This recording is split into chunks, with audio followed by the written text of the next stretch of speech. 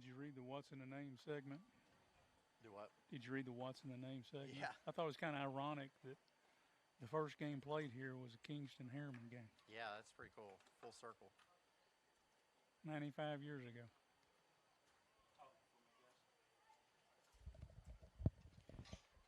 We are here, and we are excited to be here. We are going to broadcast a high school football game, and it's the very first ever Friday Night Showdown. Friday Night Showdown. I'm excited for that.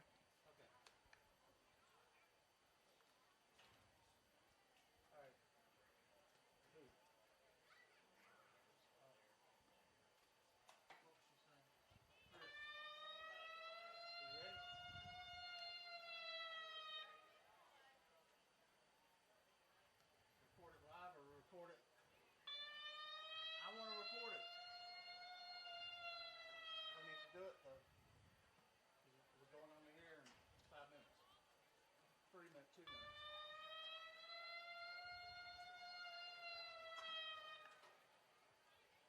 What's that about? I don't know.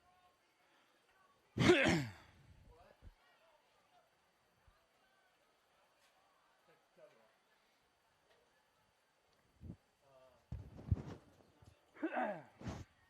Yeah.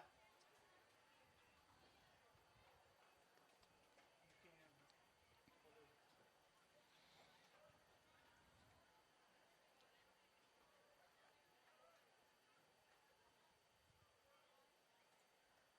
hold on.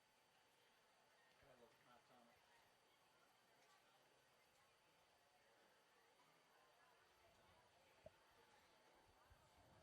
Okay, go ahead and say it again.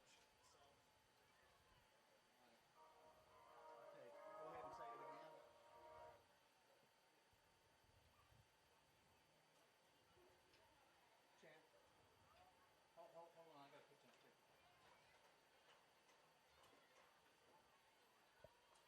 Don't make me live yet because we're doing the check presentation.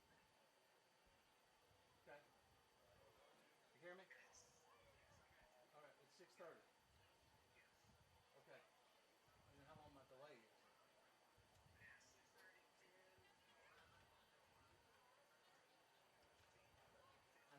That's not the delay I'm talking about. I'm talking about camera delay.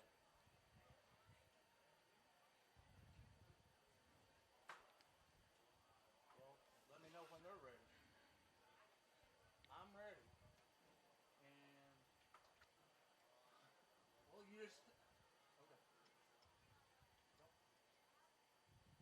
Tilt up, you're cutting off heads. And right, tilt down a little bit. Too much, just relax a little bit. Whoop, whoop. Easy.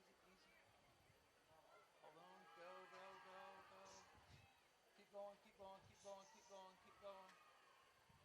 okay. That's good. Send everybody inside.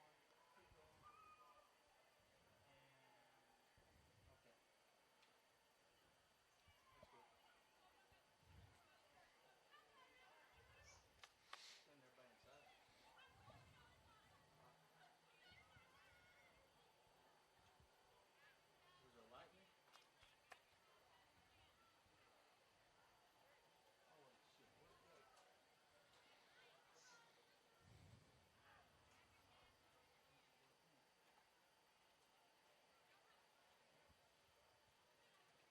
Lightning delay. No way. And the lightning delay. Really?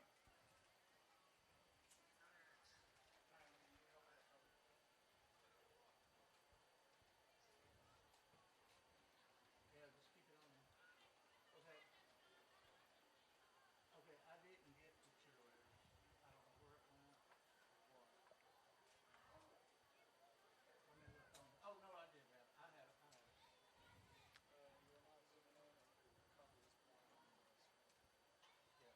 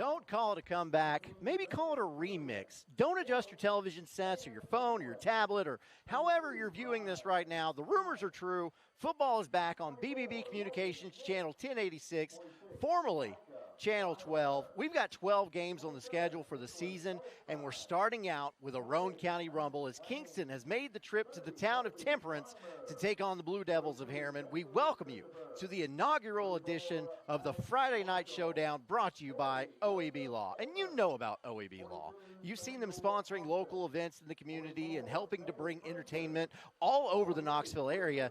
But that's, of course, not what they're best known for. If you need legal advice or representation, their phone lines are open 24/7. You can call 865-546-1111, or you can also find and contact them online at reckontoacheck.com. That's OEB Law. I'm Aaron Harvey, and it feels like 24, baby, because I'm back in the booth with the doc, Coach Dan Shoemaker. We get that LeBron James aura about us right now, as last year we took our talents elsewhere before returning back home, where we plan to win a championship, or, you know, whatever the broadcasting equivalent of that is. You took a break from doing color commentary, Coach, but the airwaves welcome you back with open arms, and we look forward to being prescribed some doses of football knowledge again this season. So glad to be back in the chair, Aaron. I'll be the first guy to tell you I'm not a stats man. I'm not really good at that. I like them. I use them. I just struggle keeping them in any accurate and coherent, meaningful way. I get too focused on alignments, adjustments, and situations, and I lose track of hash marks and yardage and all of those things.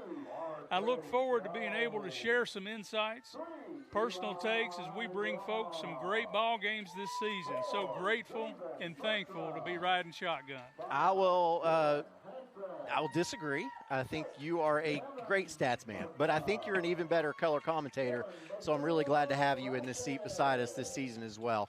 We would be telling you that kickoff is only about 13 minutes away because kickoff was scheduled for 7. Unfortunately, there was a small storm system that is traveling just south of the Wallace Black Stadium here in Harriman, so I don't think we're even getting any rain, but apparently right now Rockwood is getting hammered. So just a small little cell, and unfortunately it brought lightning close enough to the field here that we had to have a lightning delay. And the lightning delay happened right as we were about to go on the air.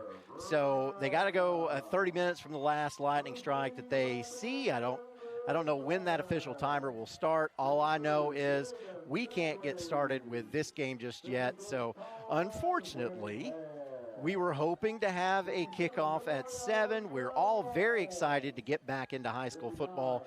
It's just not in the cards for us tonight. We're just going to have to wait a few minutes.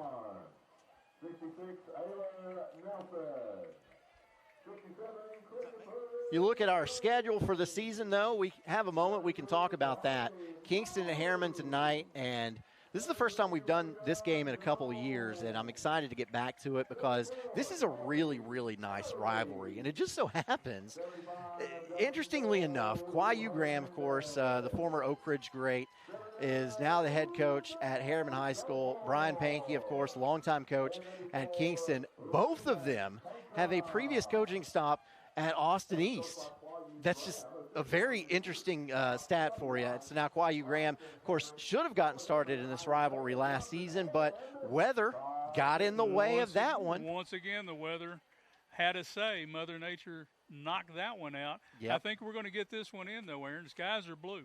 Yeah, we're definitely going to get this one in. This is just a brief delay, but they had to wait a whole year, and now they're having to wait an additional 30, 45 minutes, what have you. But next week, Clinton at Oak Ridge, another great rivalry. Love seeing that one, being a part of that one. And then we get to see Anderson County for the first time this season. Of course, they were on Rivalry Thursday last night, taking on the Powell Panthers at home. And we'll talk a little bit about that a little bit later in our pregame show. But Anderson County, I'll go ahead and spoiler alert for the people that don't score watch. Anderson County fell in that one as Powell got some revenge from the year before. But in a shootout. Yeah, Anderson County had trouble with turnovers. If that is not the case, they very well could have won that football game last night. against Powell. And again, we'll talk about that a little bit more, but we'll get to see Anderson County at Fulton, and then Midway at Rockwood, another great Roane County rivalry. And for whatever reason, Midway always seems to play Rockwood tough. Even in the years where Rockwood is, you would think on paper, a lot better than Midway, or they have a lot better record against against other mutual opponents. That game is always tight for whatever reason. So that's the nature of a rivalry. Excited to that one. And then, of course, we'll have Rockwood again right here at Wallace Black Stadium in Harriman for the longest-running consecutive rivalry in the state of Tennessee. That one has been played over 100 times in a row. Amazing. Oneida at Coalfield, another huge rivalry. I'm looking at this and I'm like, man, these games are incredible. Anderson County at Gibbs, of course, looking forward to that rematch as well in Coreyton. Yeah, we weren't with BBB Communications last season. We were a part of Rivalry Friday, but we did a few games at Gibbs, and Gibbs looked like they were going to win a region championship last year. Yes, they did. And Anderson County upset Alcoa, and it didn't happen. It didn't happen. So Gibbs is going to be angry. They're going to be very happy to welcome the Mavericks back and try to pay them back for that. And then we'll see that Powell team that was on the air last night, and that's a doubleheader for us. That Anderson County Gibbs game on a Thursday, Powell at Campbell County taking place the very next night on a Friday. A lot of traveling for us and this crew, but those are two good games back-to-back that we are looking forward to. And then, of course, Scott High at Kingston. We'll get to see Brian Pankey's squad again late in the season. Wartburg at Coalfield, an intriguing matchup because Wartburg has a new head coach this year. Yes, they do. Yeah, it is a guy you may have heard of, Ted McKinney, who has been a long-time assistant coach involved in Coalfield athletics for about as long as I've been alive, Absolutely, I do believe. Yeah, T-Mac. Yeah, and, of course, his son, the great Parker McKinney, probably the best football player to ever come out of Morgan County. And now Ted McKinney accepts the job. He's now Wartburg's coach, and he'll be going back to Coalfield on October 16th, and we'll have coverage of that one. Then South Doyle at Anderson County, so we'll have the Mavericks in the bull ring. Looking forward to that one. That's the greatest show on turf. And then we'll end it. We'll end the season with Oliver Springs at Coalfield, and likely, because that's the way it's been year after year after year after year, that could be for a region championship. Of course, Oliver Springs also breaking in a new head coach, someone you know very well, in Rodney Ellison. So, yes. Yeah, the new head coach at Warburg, new head coach at Oliver Springs, new head coach at Midway. New head coach at Oneida. Yeah, so we got a lot of new head coaches. Tonight you got two experienced old head coaches. I'll use that word old because I'm older than both of them. But the new guys, the first year, man, it's always tough. It's always, you never know exactly what you're going to get, what you got, until you put it out there on the field. So we're going to get to see that this year. Yeah, I'm really excited about that schedule. We're going to try to get an update and figure out when we're going to be able to get this thing kicked off, so we'll have a little bit better of an idea. But, again, we are under a lightning delay here at Harriman. It was scheduled for 7 o'clock. That's not going to happen now, but there's no rain on the field. There's no rain. None of these fans are getting rained on.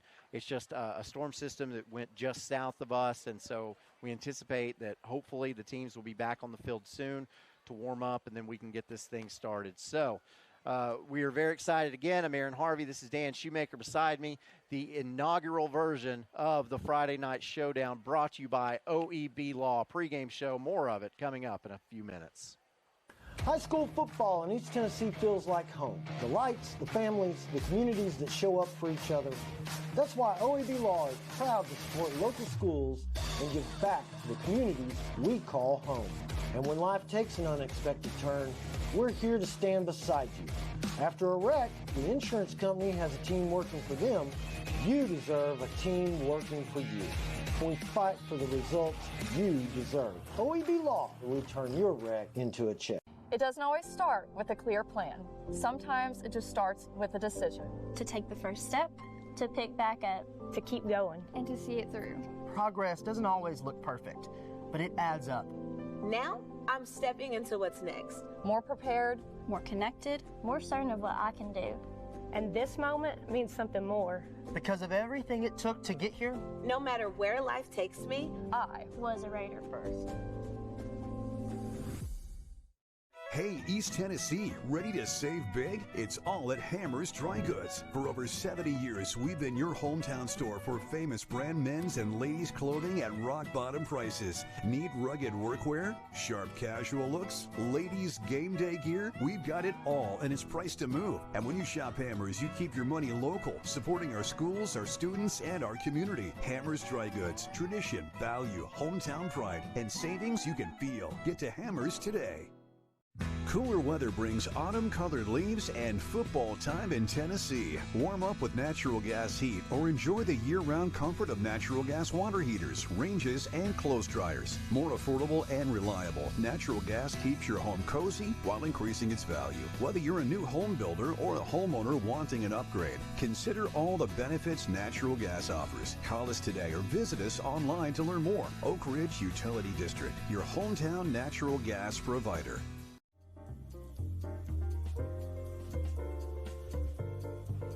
HEB has served this community for 87 years, and we are so excited to be the first to bring fiber to the home internet to this community. With HEB Fiber, you're connected. You're connected. With HEB Fiber, you're connected. You're connected. You're connected. HEB Fiber, you're connected.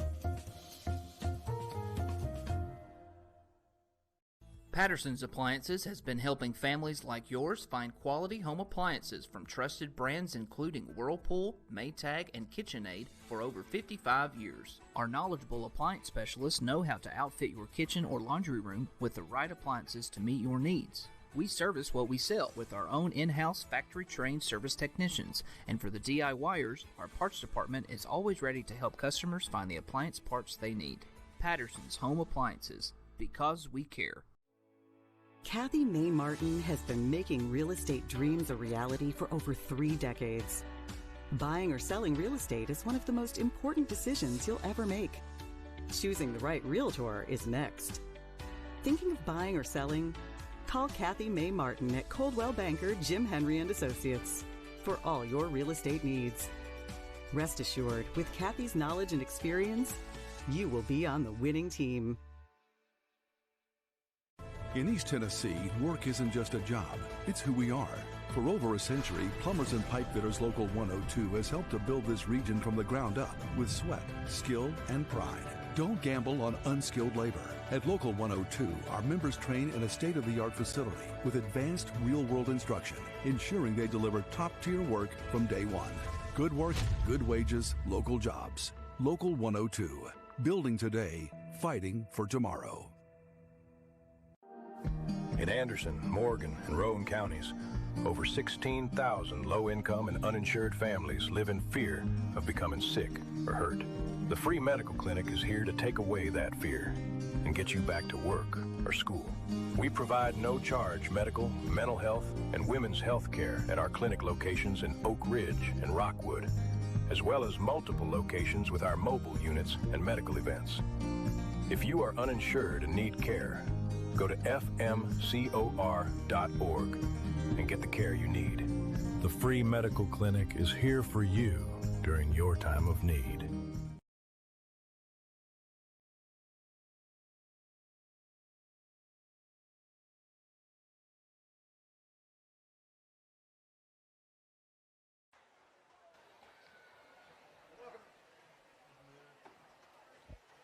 Welcome back to the OEB Law Friday Night Showdown pregame show. I'm Aaron Harvey, joined by Coach Dan Shoemaker. Tonight we're at Wallace Black Stadium, home of the Harriman Blue Devils, and the Kingston Yellow Jackets are paying the visit to get the season kicked off tonight. You know, I can't be the first person who's asked, who's Wallace Black? And why is there a stadium named after him? But, you know, statistically speaking, I'm very likely the latest to ask that. I don't know. Maybe you know. Well, yeah, I've got a little insight into that, Aaron. I've wondered that myself over the years. I've been coming down here since the fall of 1993, and I had no idea who Wallace Black was. I figured he was somebody who must be important to the school system or the football program here at Harriman, but I really didn't have a good idea. So I got in touch with a guy that I thought might know. That was my good friend and longtime football coach and Harriman alum, Travis Tapp. Coach Tapp gave me the basic rundown and pointed me in the right direction to continue my research. Here's what I found out. Wallace Black, it seems, is two people. Two people. The field is named after Calvin Wallace, who was the school superintendent at the time, and C.R. Black, who was the principal of Harriman High School. September 1931, Principal Black convinces the school board to locate a football field adjacent to the school so they can play their football game, their home football games. With that permission, they got the shop classes using a horse-drawn plow to lay out and prepare the field for football. Now, that field was dedicated on October 9th, 1931, 95 years ago. And you know who played the first game on this field?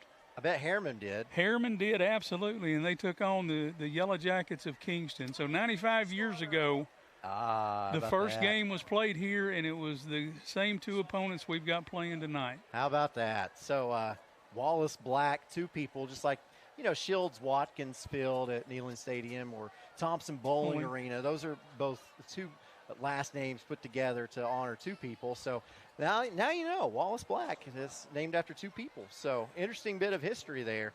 And you know what? As compelling as the matchup at Wallace Black Stadium is tonight, there are others that are helping set the tone for an exciting season. There may not be a bigger game in the entire Southeast or country tonight than Alcoa at Maryville. You know, though this is a huge rivalry and the two schools share dominance in their respective classes, Maryville's had the upper hand in the series, winning 65 times to 29 losses. However, the Tornadoes have won 2 straight, and they'll be going for their first three-peat since George Herbert Walker Bush was in the White House. You understand, you said that you have been coming to Harriman since about 93. We're talking a couple of years before that. Yes. And that's been a while. That's been a minute. So this game tonight, though, is in Rebel territory, but Maryville also under the direction of a new head coach, like we were talking about earlier with all these new head coaches. Kenny Cobble will take the wheel. This game will feature so many kids who we will be able to see playing on Saturdays. Yeah, you know, there's always going to be a tremendous amount of talent on both sidelines when you see the Maryville-Alcoa matchup. There always is. One key advantage for the Rebels lies in numbers and depth. They're going to have more players on that roster. Bigger school has a bigger pool of athletes, but don't let that make you think that this is going to be a cakewalk. Rivalries like that always bring out the best in both teams. While Alcoa has had the upper hand recently, Coach Cobble has been there for a long time. He's just happened to step into the head coaching role. He was there for the heyday of Maryville football. He worked for both Coach Quarles and for Coach Hunt. He knows what the glory days are, and he knows what it's going to take to get back to them. Coach Nix at Alcoa, he's been the head coach there since 2022, but he was Gary Rankin's defensive coordinator for 18 years. He knows, too, what it takes to win championships because he's won a bunch of them.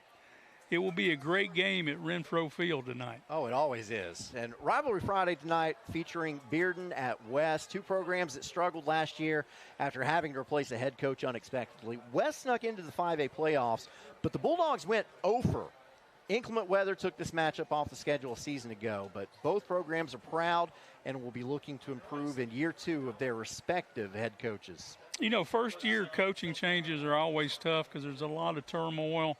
Everybody's got to figure out what their role is and how things are going to go. But I'm going to tell you what, Aaron, year 2 is sometimes a little bit tougher because you have a year to reflect and you have a year to think about the changes that you want to make.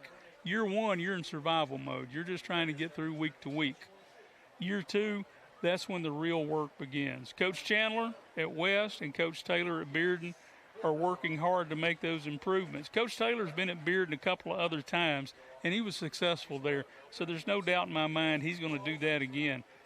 Barron Chandler has a long and successful history as an assistant coach and a defensive coordinator. He knows what it takes to get there, and I know he will build this program as well. I expect a great matchup there tonight. Yeah, that game should be kicking off, or it should have already kicked off. As you know, we are under a lightning delay, and if you can see, you're looking at the screen right there. You get the shots from around the stadium. It doesn't look like we should be under a lightning delay. It's beautiful here. The sun is out. It's in my eyes. I can't see, but there was a small system that went just south of Harriman High School, and the Lightning got close enough. They had to call a lightning delay. This one should be kicked off by now.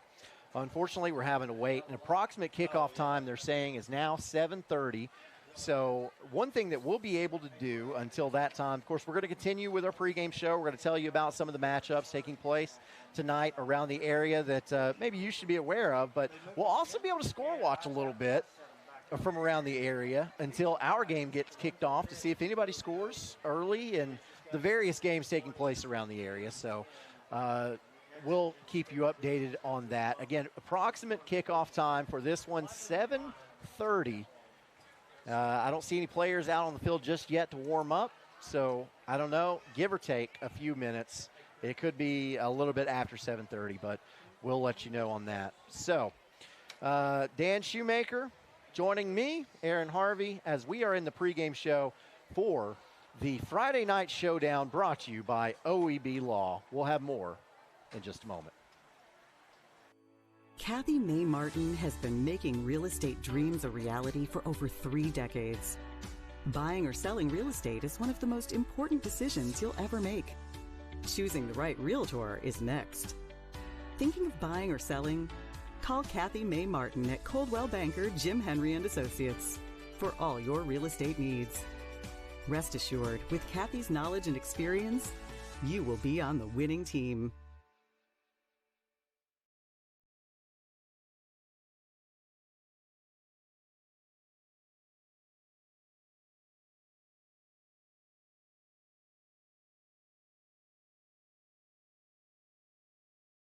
In East Tennessee, work isn't just a job, it's who we are. For over a century, Plumbers and Pipe Fitters Local 102 has helped to build this region from the ground up with sweat, skill, and pride. Don't gamble on unskilled labor. At Local 102, our members train in a state-of-the-art facility with advanced real-world instruction, ensuring they deliver top-tier work from day one. Good work, good wages, local jobs. Local 102, building today, fighting for tomorrow. In Anderson, Morgan, and Rowan counties, over 16,000 low-income and uninsured families live in fear of becoming sick or hurt. The free medical clinic is here to take away that fear and get you back to work or school. We provide no-charge medical, mental health, and women's health care at our clinic locations in Oak Ridge and Rockwood, as well as multiple locations with our mobile units and medical events. If you are uninsured and need care, go to fmcor.org and get the care you need. The free medical clinic is here for you during your time of need. Evans Mortuary has been serving the needs of families in and around Roane County since 1976. As established members of our hometown community, we understand the security of dealing with people you know you can trust. We build our reputation on this trust. The Evans family appreciates the confidence the community has expressed in us over the years and will constantly strive to earn that favor. Evans Mortuary, 805 North Gateway.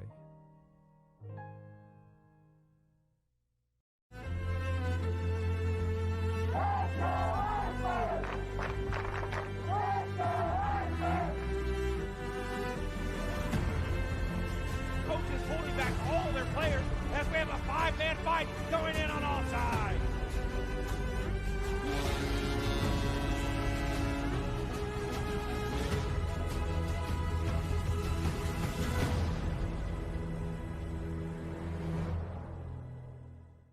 Every accident brings chaos.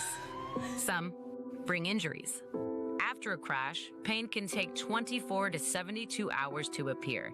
In Knox County, that happens 11,000 times a year. Tennessee spine specialists, board-certified neurosurgeons, and pain physicians who find the source. surgery is always the last option. Have you been in an accident? We've got your back.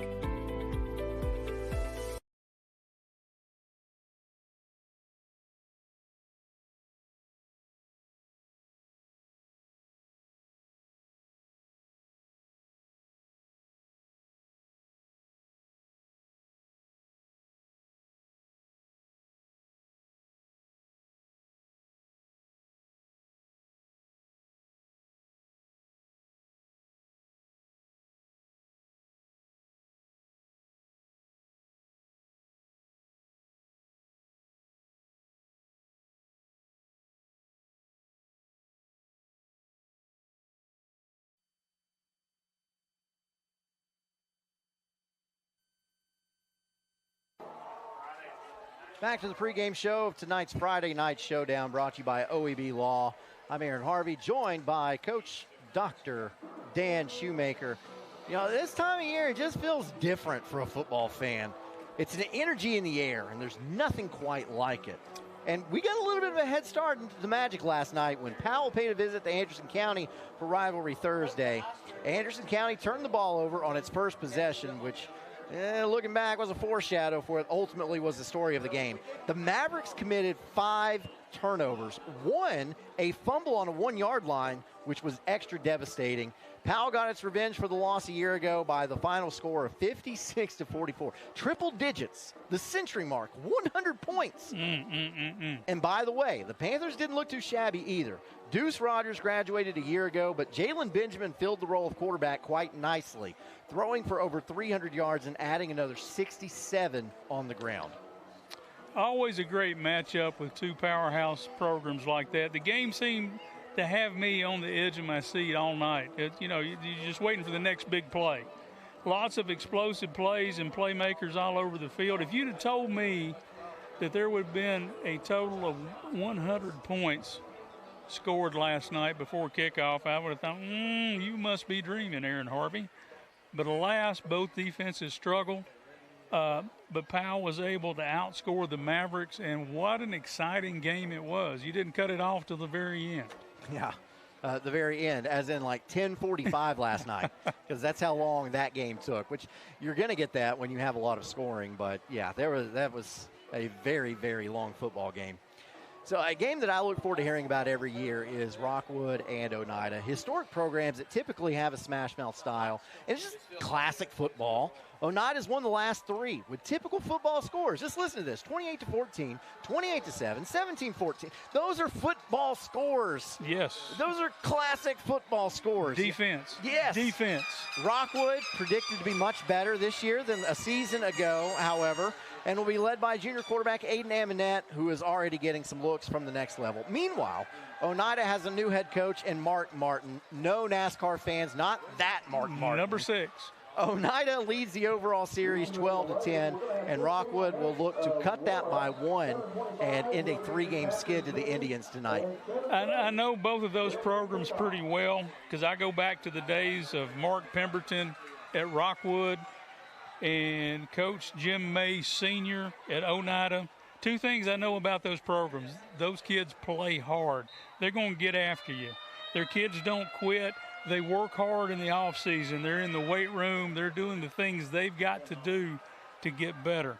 I saw Rockwood at the Jamboree last Friday night, and that looks like a team to me prepared to make some noise. They have a solid offensive line. They've got a couple of really nice running backs, and the junior quarterback, Amonette, looks like he's ready to lead this offense. The defense looks solid, and they played better in the back end than they have in the last couple of years. With a new staff in Oneida, I suspect that the Tigers come out on top in this one. The Rockwood team impressed me last week, Aaron Harvey. We've got to talk about Oak Ridge. The Wildcats entered into 6A competition a season ago in a fury, winning 9 games before falling to Science Hill in the first-round playoff upset. Quarterback Blaine Stansberry, which was a mainstay in Oak Ridge. I'm pretty sure he played all 4 years he was there, maybe even longer than that. I don't know if there's maybe some weird 5th year of eligibility legislation going on in high school as well. But somebody had to step in and try to fill Stansberry's shoes, and there's a guy that can do it, and that's Brody Sparks, a name viewers might recognize because he's previously been the starter for the Carter Hornets. And he'll have an arsenal of weapons at Oak Ridge, including Tennessee commit Malik Howard at tight end and standout tailback Demillion Porter. Those stars are on the road to take on the Hall's Red Devils, a team that came one win away from playing in Chattanooga for a 5A state title a season ago. Halls ain't bereft of talent of their own, as Jarrell Chandler, a Clemson commit, is planning to wreak havoc on offense and as a defensive back on the other side of the line. Could be a good one tonight north of Knoxville. Aaron, this one reminds me of a lineup kind of similar to Clash of the Titans. I don't know if you remember that movie. Oh, yeah. But Clash of the Titans. Both of these teams bring back big-time talent. I look for a breakout year from Howard and from Porter. Halls has a young quarterback who grew up a whole lot last year. If Lefko can protect the ball and Chandler runs like he did last year, the Red Devils will be a handful, and they will be hard to handle this year as well. So we are closing in on kickoff. We've gotten the confirmation kickoff scheduled for 7:30 tonight, so we are closing in on that, about 13 minutes away now. So we will preview this game tonight between Kingston at Harriman for our inaugural OEB Law Friday Night Showdown when we get back. High school football in East Tennessee feels like home. The lights, the families, the communities that show up for each other. That's why OEB Law is proud to support local schools and give back to the communities we call home. And when life takes an unexpected turn, we're here to stand beside you. After a wreck, the insurance company has a team working for them. You deserve a team working for you. We fight for the results you deserve. OEB Law will turn your wreck into a check. It doesn't always start with a clear plan. Sometimes it just starts with a decision. To take the first step, to pick back up, to keep going, and to see it through. Progress doesn't always look perfect, but it adds up. Now, I'm stepping into what's next. More prepared, more connected, more certain of what I can do. And this moment means something more. Because of everything it took to get here? No matter where life takes me, I was a Raider first. Hey, East Tennessee, ready to save big? It's all at Hammer's Dry Goods. For over 70 years, we've been your hometown store for famous brand men's and ladies' clothing at rock-bottom prices. Need rugged workwear? Sharp casual looks? Ladies' game day gear? We've got it all, and it's priced to move. And when you shop Hammer's, you keep your money local, supporting our schools, our students, and our community. Hammer's Dry Goods. Tradition, value, hometown pride, and savings you can feel. Get to Hammer's today. Cooler weather brings autumn-colored leaves and football time in Tennessee. Warm up with natural gas heat or enjoy the year-round comfort of natural gas water heaters, ranges, and clothes dryers. More affordable and reliable, natural gas keeps your home cozy while increasing its value. Whether you're a new home builder or a homeowner wanting an upgrade, consider all the benefits natural gas offers. Call us today or visit us online to learn more. Oak Ridge Utility District, your hometown natural gas provider. We're closing in to kickoff of our first game of the OEB Law Friday Night Showdown between Harriman and Kingston. I'm Aaron Harvey, joined by Coach Dan Shoemaker. Coach, first game of the season. These coaches don't know exactly what to expect out of the programs, but that's especially true tonight as both squads are sporting youthful rosters. They are both pretty young in spots. That's exactly right, Aaron. But you've got two very experienced head coaches. Both coaches have many years of head coaching experience, so that helps with the youth just a little bit. You know how to handle them. You know how to get them prepared. You know how to settle them down. They both have the experience that will pull these teams together when it counts. And you know what, Aaron? Tonight it counts. It definitely does. So Harriman head coach Kwayu Graham in his sophomore season at the helm here at Harriman, and he's looking for his team to make that year two jump. He's got some pieces that can help make that happen, too. Starting with Devin Bertram, who's one of those jack-of-all-trades, but also master of said trades. The guy's a standout at defensive end, but Graham is also expecting him to play some quarterback and running back as well. I expect to see Bertram make a big impact at times in this game. At the defensive end spot, at a running back spot, and at the quarterback spot running a wildcat package. I think he looks really good doing that. He has the size and the speed to be an impact player tonight. Bertram will share time at quarterback with R.J. Jones, who will also play multiple positions on both sides of the ball as well. For Kingston, you know they're going to try to run the football, but knowing that doesn't make it exactly easy to stop. Coach Brian Pankey will also rely on upperclassmen manning the defensive line and disrupting Harriman's backfield. Classic football stuff. Yeah, teams tend to take on the personality of their coach, and the Kingston team is no different.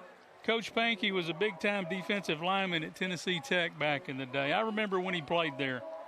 And we see this Kingston team play physical football every year. I expect this year will be no different. So we are, again, like I said, getting closer to kickoff. They have announced officially 7:30 is the time for kickoff. So you know what I'm excited to do? Welcome back to Foundation, on which the masterpiece is painted. Of course, I'm talking about Dr. Dan's do's and don'ts. So what you got for this one? Real simple this week, Aaron. Harriman, get out early, use speed to your advantage, and don't let Kingston grind the ball on you. For Kingston, lean on the run game and then take some shots early. Then don't give up the big plays. Make the Blue Devils earn every yard. They're going to get yards. We know that, but you got to make them earn them. They do. And before we go any further tonight, I want to make a mention of the passing of Mr. David Queener. Any viewer of this station for any length of time at all knows exactly who David Queener is and what he meant to the Oak Ridge community and how much he meant to the sports in the Oak Ridge community. I had someone come up to me just last week and say, hey, I've watched the Friday Night Scoreboard show since I was a little kid, and I remember that David Queener guy used to host that. What's going on with that guy? And it's just that's the way it was. He was known as a longtime member and friend of this particular station and broadcasting games, the Friday Night Scoreboard show. And after a long battle with illness, he passed away, and that was announced last night. So it feels like every time that I get up here and get to put this headset on, it kind of feels like I'm doing it in honor of David Queener.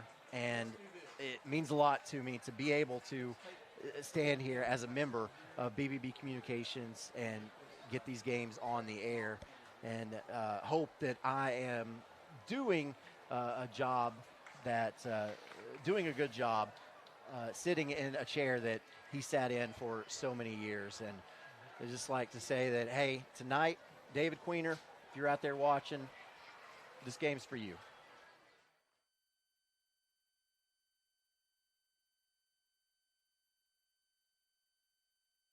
Patterson's Appliances has been helping families like yours find quality home appliances from trusted brands including Whirlpool, Maytag, and KitchenAid for over 55 years. Our knowledgeable appliance specialists know how to outfit your kitchen or laundry room with the right appliances to meet your needs. We service what we sell with our own in-house factory-trained service technicians, and for the DIYers, our parts department is always ready to help customers find the appliance parts they need.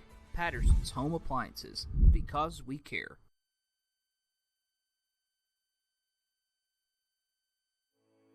Kathy Mae Martin has been making real estate dreams a reality for over 3 decades. Buying or selling real estate is one of the most important decisions you'll ever make. Choosing the right realtor is next. Thinking of buying or selling? Call Kathy Mae Martin at Coldwell Banker Jim Henry & Associates for all your real estate needs. Rest assured, with Kathy's knowledge and experience, you will be on the winning team. In East Tennessee, work isn't just a job, it's who we are. For over a century, Plumbers and Pipe Fitters Local 102 has helped to build this region from the ground up with sweat, skill, and pride. Don't gamble on unskilled labor. At Local 102, our members train in a state-of-the-art facility with advanced real-world instruction, ensuring they deliver top-tier work from day one. Good work, good wages, local jobs. Local 102. Building today, fighting for tomorrow. Welcome back to Wallace Black Stadium. Aaron Harvey, Dan Shoemaker here for Harriman and Kingston. These two programs have played each other 90 times. Kingston has won 56 of those times, and the Yellow Jackets have had a lot of success as of late, even though Harriman's coming in as the defending victor. A season ago, the game was canceled after weather got in the way. But in 2024, the Blue Devils pulled out the 33-28 wins. Both squads are young across the roster as a whole, but both have a few talented upperclassmen who will be leaned on for leadership. It's a big rivalry to start the season, and we've got all the action for you right here on the OEB Law Friday Night Showdown. As I said, I'm Aaron Harvey, joined by Dan Shoemaker. We're about 30 minutes past where we were supposed to be at this point, but we are finally about ready to kick off our 2026 broadcast season. Aaron, we're getting ready to flip a coin to see how this thing gets kicked off. We got the captains lined up, officials in place, and now we wait.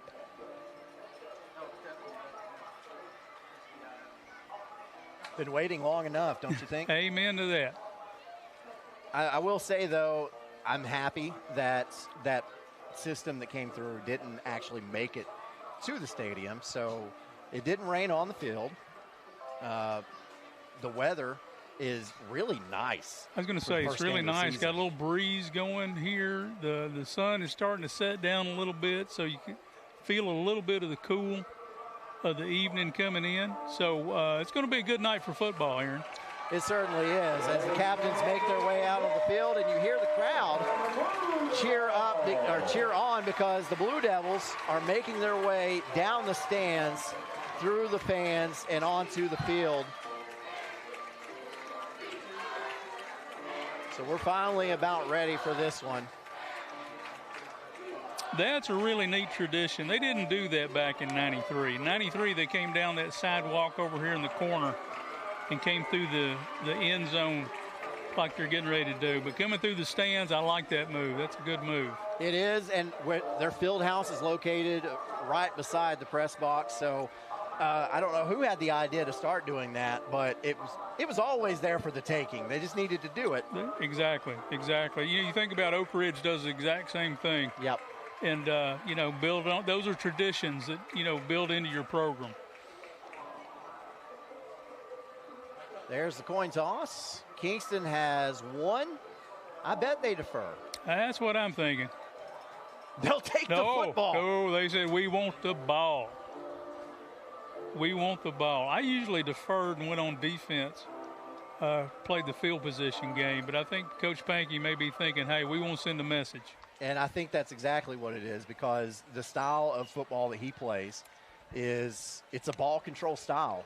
So if you can keep the football, long, sustained drives, wear down the defense, it's really a morale buster, too. If Kingston could go march down the field, a methodical drive here, maybe you could take some of the spirit out of these Blue Devils. Well, you can take some of the steam out of them, that's for sure.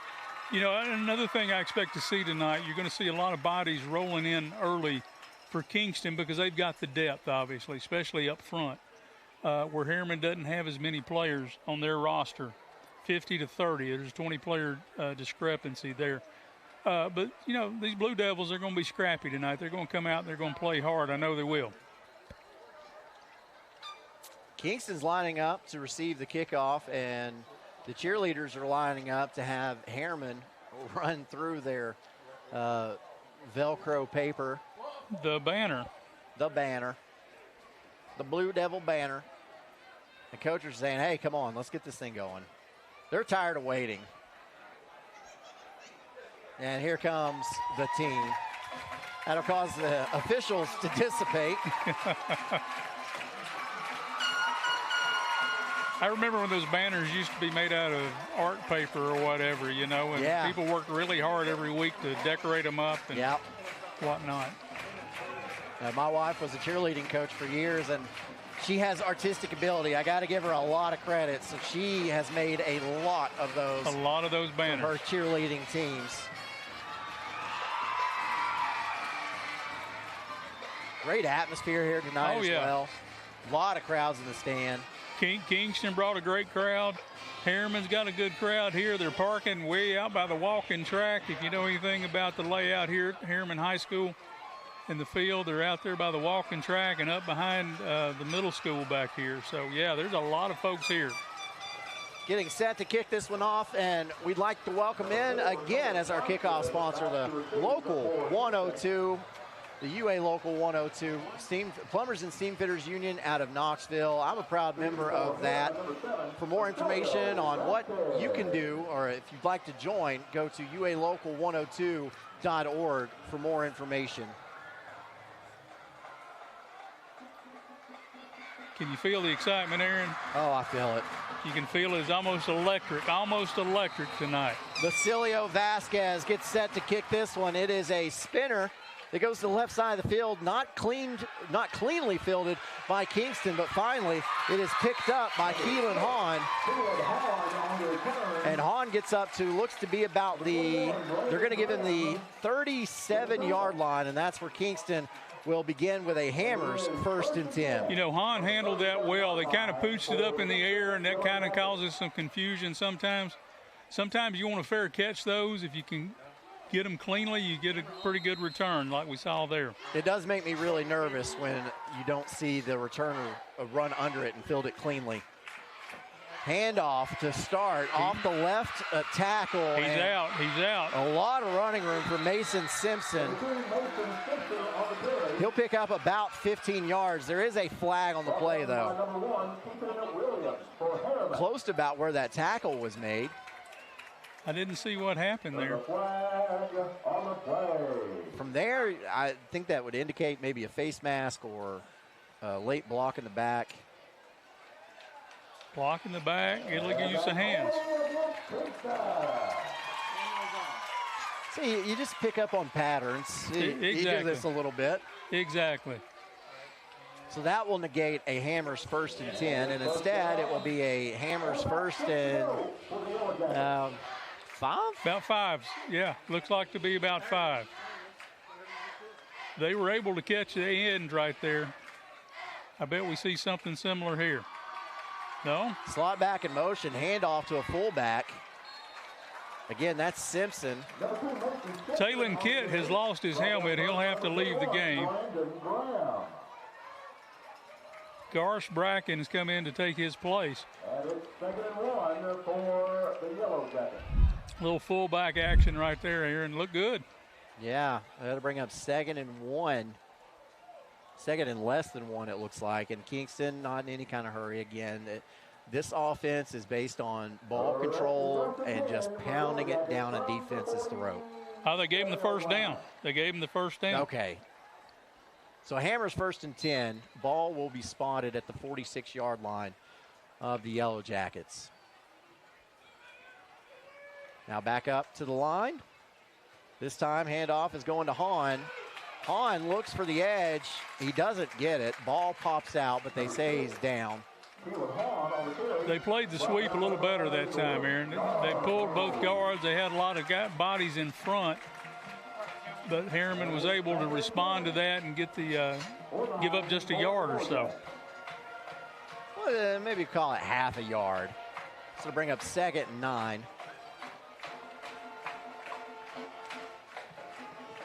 But that's if you are Harriman playing this Kingston team, you want to win on 1st down and get them a little bit behind schedule, and that's what the Blue Devils were able to do there. As quick pitch to Simpson, and Simpson is wrapped up and dropped. Devin Bertram.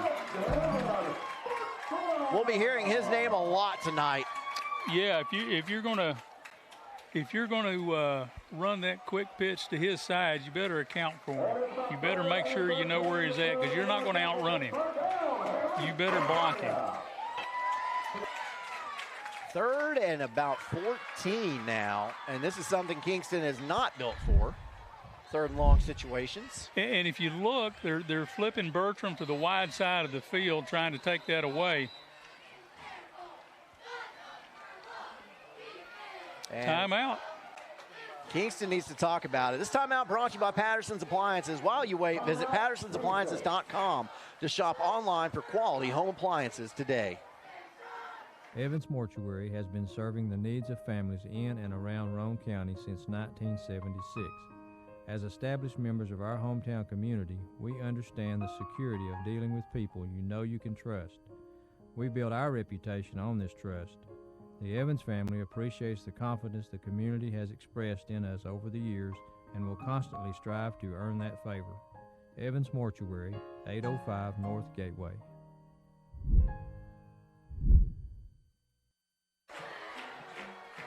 Back at Harriman, Kingston facing a 3rd and 14. Some scores of interest for you. Dobbins-Bennett leads Knox Central 7-6. Cloudland up on Midway 8-7. And on the Rivalry Friday game, West and Bearden tied at 0 in the second quarter. Now the Kingston offense is really not built for 3rd and 14. They're going to a spread set, though, and then a quick pitch out again. And finding the outside and picking up that Hammers 1st and 10 is Cohen Swicegood, a freshman. A freshman, yeah, that was a nice play. Little toss sweep to the left side. Out of that spread set, they were able to spread the defense out and able to run up in the gaps. And ran on the side opposite of where Devin Bertram was. You know, it might be a good idea to put in an opposite call. Yeah. So you call your play, and if Bertram's sitting over there, you check opposite.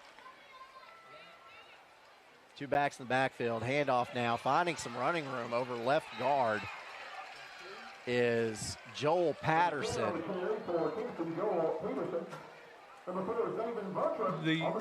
The offensive line for Kingston right now is starting to get in a little bit of a rhythm. You can see him coming off the ball and knocking Harriman back. You can see, and that's how you know your offensive line is playing well. When they got good come off on the ball and the line of scrimmage moves when the ball is snapped.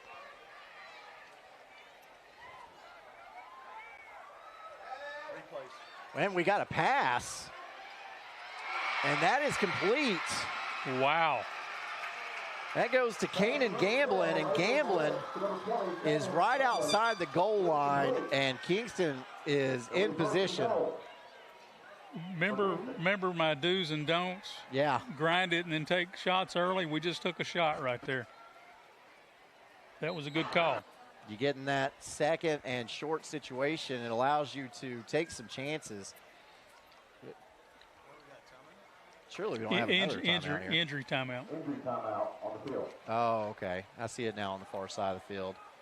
I want to go ahead and mention as well that our replays this season brought to you once again by Chuck Fleischman, Congressman Chuck Fleischman, longtime sponsor of replays here. I was going to say, he's done it as long as I can remember, and I've been watching his replays on BBB for a long time. 3rd Congressional District. Also want to say tonight's Harriman game proudly sponsored by the City of Harriman, Mayor Wayne Best, the Harriman City Council, and new City Manager Tara Stockton.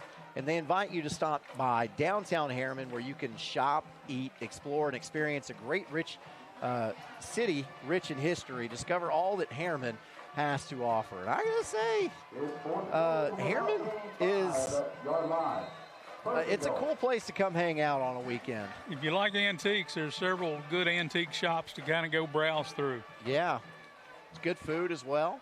Here's the handoff, goes to Simpson. Simpson. Oh, he's in. Yeah, he just kind of jogged it in. Touchdown, Yellow Jackets.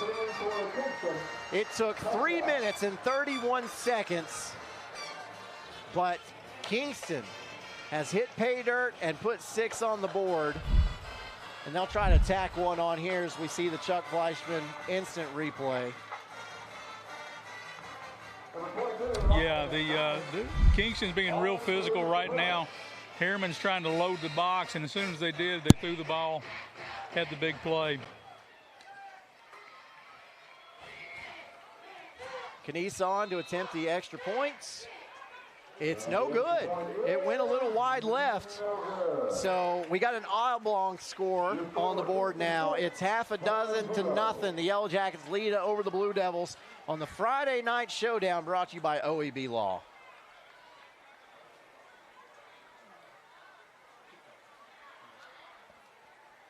So another sponsor we'd like to thank tonight asked you, why sit on the bench when you can hit your mark?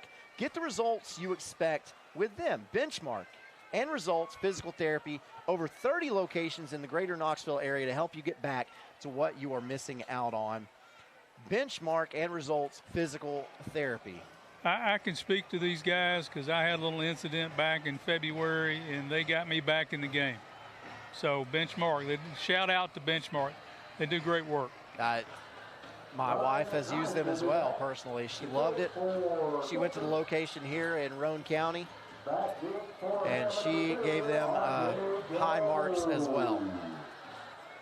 As we get set for a kickoff here, once again sponsored by the local 102 Union, Plumbers and Steamfitters Union out of Knoxville. Give a call at 865-523-7413 or go to ualocal102.org to see what they can do for you. I can tell you, joining the local 102 was the best decision that I may have made my entire life.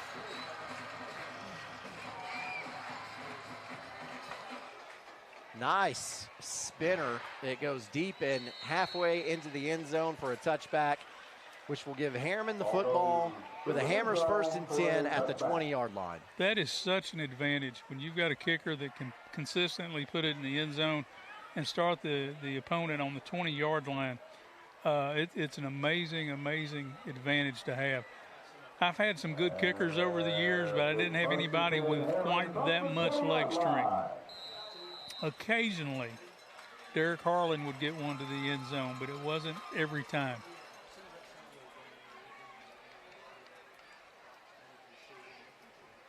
So I've seen a lot of single A and double A football. It's rare to see a kicker that can do that at those levels. Kingston, though, normally has a pretty decent kicker. Uh-oh, he's on the corner. Yeah, this is R.J. Jones. He's got enough for a Hammers 1st and 10. We'll have to see where they mark it. Wow, that was a real simple, just a little quarterback sweep right.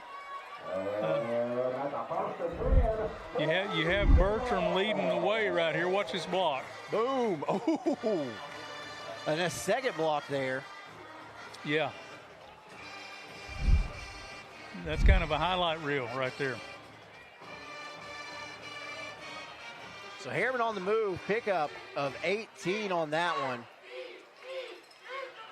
And false start. Yeah, false start. That'll cost Harriman 5 yards. They had trips into the boundary, and then we're going to run sweep into the boundary. I'm not sure what they're seeing out of that Kingston alignment to do that. But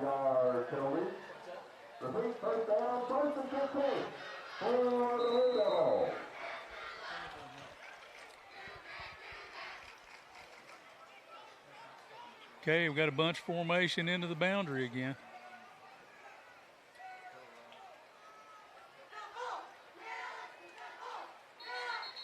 Oh, we got another flag and another false start. That'll make a Hammers 1st and 20. So after a pickup of 18, they've already lost 10 of those. Oh, no. Offsides. Okay. So Harriman's getting 5 back. I apologize. You know, Aaron, one of the things that used to just really rip my gizzard out was unforced penalties, unforced errors, and you've got 2 right there and 1 on each team. Drives coaches crazy. So we're back to a 1st and 10.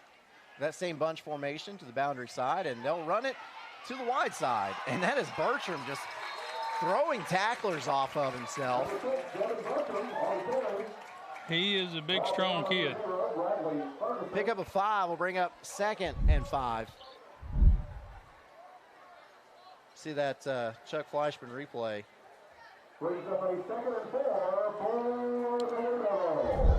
Took about 5 total white jerseys making contact before he finally slowed down and got down. Hard count.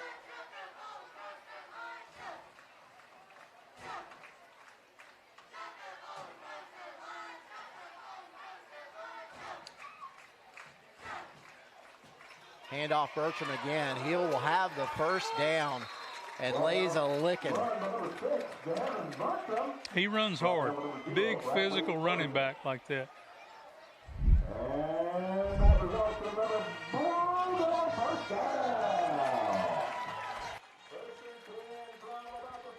Hammers 1st and 10 from the 49-yard line of the Blue Devils.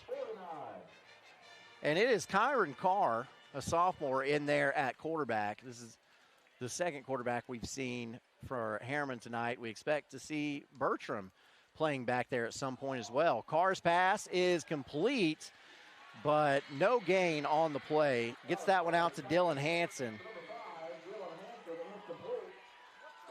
As we welcome into the program, Tim Elrod of OEB Law. Mr. Elrod, long time no talk to. I know. How you been? I have been excellent, excited to be a part of this football season again. We're back. We are back. I know Roane County's happy about that. Yeah, look at these fans. I know. It's a great night for football. You know, we got a little rain delay, lightning delay, but that's gone, and the stands are packed on both Kingston and Harriman's side. Got a great ball game tonight, and that's one of the reasons why OEB Law loves to support this community and all the communities through high school athletics and stuff, is because of this type of environment is what I love. And I got to say, you got us as we watch this play on 2nd and 10. Handoff goes to Bertram. Bertram has some room up the left sideline, lays a stiff arm, still on his feet, finally tackled down. They'll give him the 22-yard or the 27-yard line. Hammers 1st and 10, and the Blue Devils are in business. Yeah, he got that handoff, hit the B button, and then he hit the sprint button, and he was down the sidelines rumbling. Yeah, he hit that. He's a big dude. He's a beast. He's a big dude. They've got a couple of big athletes out there on both sides of the ball, and you know, any Kingston team always matches up well with anybody, but Harriman in Coach Graham's sophomore season here is showing a little bit of improvement. Certainly is. Carr has 3 wideouts to the right side this time. Instead, he'll go left, tries to set up a bubble screen, and that pass is bobbled but complete. Turned a negative into a positive. That goes to Zaven Bertram, the junior. Yeah, so speaking about being back, you know, we've got a lot of great new sponsors this year. The Ice Bears is one of our sponsors, Roane State. All of our new sponsors, we're glad to have them on board supporting these communities as well, and I hope that all the people tuning in goes and patronizes their services. And Harriman takes out into the wreck-a-check. We should have a thing. That's a wreck-a-check right there. Oh, man. The sign is all the way over there against the fence. It looks hurt. I think we need to call in EMTs and get my sign back there on the goal line. And lucky for you, I got a license plate number. That was number 5, Dylan Hanson, on the carry. He was coming full speed. And that gets Harriman inside the 5-yard line to the 4 for a Hammers 1st and goal. But, yeah, I'm so excited to be back in this football season. It feels different this time of year. It does, and that's, we always, let's see if number 6 can get it in here. Bertram. Yeah, stuck that hand across. No, they're going to call him down. What? I thought he had his hand stretched across and broke the plane. But he reached. Let's see. I mean, the Chuck Fleischman replay is not going to change the call. Well, it should. But, yeah, it should. if it's right. If we're here, we should be able to do that. I don't know. Not a very good angle on that. Yeah, but, that's tough. Shouldn't be any reason why Harriman can't punch it in here. 2nd and goal, you think, well, they got 3 chances here. They're going to go for it on 4th down if they make it that far. Well, I think. Well, apparently he's looking for a call, but there's really only one call. Hand the ball off to number 6 right up the middle and get the 6 points. Harriman's going to take a timeout. Really? Yeah, they let the play clock run down, and I guess they want to just make sure they get this right. Heartbreaker, well, I'll mention that in a second after telling you. The timeout brought to you by Patterson's Appliances. Check out the new store, 1067 South Walnut Avenue in Cookeville, open for business. Last night, your Anderson County Mavericks were in an exact situation like this. Fumbled it on the 1-yard line, and Powell took it 99 yards the other way a few plays later. I don't think anybody would disagree that if you commit 4 or 5 turnovers in a game and have a 200 million yards in penalties, you're not going to win ball games. You're probably going to lose. You're going to lose some ball games there, but what a great night for football. Good way to kick off the season on Rivalry Thursday. You know, we have our showdown here, and then we have Rivalry Friday. So high school football. Oh, my sign has been restored by a Good Samaritan down there. Oh, man. I'm clapping. He should get but wow. We need to say thank you to him. Thanks. So last year, this crew was a part of Rivalry Friday. We had to leave here for a year to go show Mark how to do football games on Fridays, because we know he's not used to it. No, he doesn't. You know, he's just feeling his way through it as he goes. There's no doubt about that. But it's always good to add to our playbook so that we can give people the best product that we can do. Bertram with a quarterback sneak, and this time there's no denying it. Touchdown, Blue Devils. And there goes the flags and the confetti. Harriman is in the house tonight. And extra point pending. Harriman can actually take the lead here because Kingston's extra point attempt was wide left. But, joking, of course, we had a great time with Rivalry Friday last year with that crew, and had a really good time. Man, I got to say, I'm so glad to be back here. This feels more like home to me, at least. Right. And I'm so excited. But the lineup of games this year throws us back into those, what are going to be some huge showdown games. Look at this. 2 points. The swinging gate formation. Normally when teams line up in that, they just go back and kick the extra point. Not this time. Shovel pass thrown to Zaven Bertram, and Harriman leads this game by a score of 8-6. Blue Devils respond. Wow, it's going to be a good one tonight. It is. 2 possessions, 1 for each team, 1 touchdown for each team. 8 points for Harriman, 6 points for Kingston. Tim Elrod, so glad to have you back on as a title sponsor for us. You're a great friend to this area and really all of East Tennessee. And I'm honored to be on a program that shares a name with OEB Law. Well, like so many of our crew here, we all love high school football. We make our sacrifices to do it. We're not really in it for the money, but to, support and expose the rest of the community to that homeschools community. So that's a great thing. I do want to say this when I leave. Big shout out to the Queener family. Anybody who listens to this broadcast knew David, and what a great loss to high school football, to the Clinton community, to Anderson County, to Roane County. What a great man, and he will be sorely missed. And thoughts and prayers to the Queener family. Huge in the community there in Anderson County, city councilman, and also a part of the Anderson County Fair, and longtime broadcaster here with BBB Communications, hosted the Friday Night Scoreboard Show for years and years.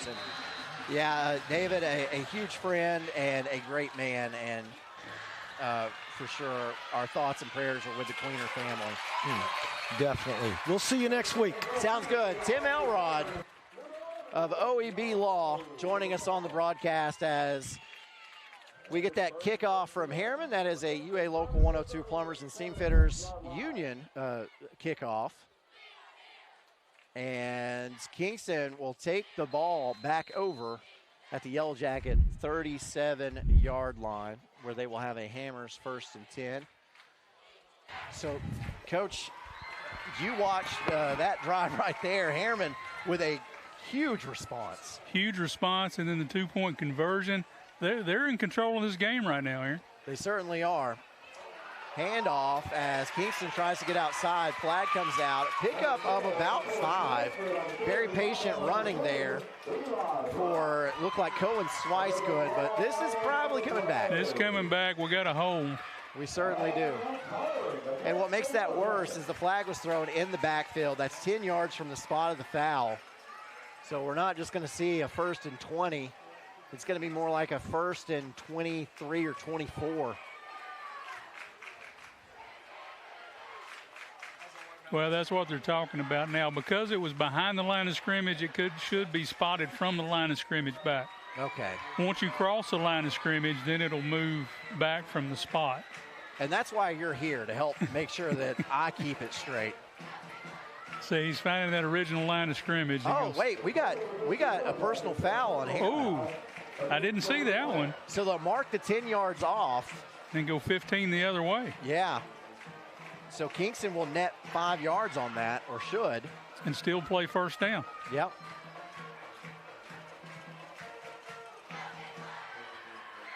So Hammers 1st and 5. That's the second one of those we've had tonight. You know, it's really hard to keep your composure sometimes, especially for young kids. You hate to see something like that. Now we got a stoppage and play as the officials want to talk about something. But yeah, we were talking about Kingston wins the toss. They decide to take the football, and we're thinking, you know, maybe try to put together a demoralizing drive. Just shove it down Harriman's throat and just show them, hey, we're in control. We're the bigger school. You're just going to have to deal with it. And they did it. But then Harriman responded. No. Not only did they respond, they even took the lead. Well, here's a Hammers 1st and 10. Good pickup by Hahn. He'll pick up about 10. Yeah, that was a nice sweep action right there. So we got Yellow Jackets against Blue Devils. But the Yellow Jackets have orange in their color scheme. Have you ever wondered about that? I have wondered, as somebody who grew up around Coalfield and saw the same thing. Oh, trap inside. Oh, beautiful. Big play. Simpson is pushed out of bounds. That's some misdirection. Beautifully done. And I want to watch this Chuck Fleischman replay to see the trap set up. That was a nice. If we get a chance at it. That trap's a nice companion to the sweep because the action in the backfield looks similar.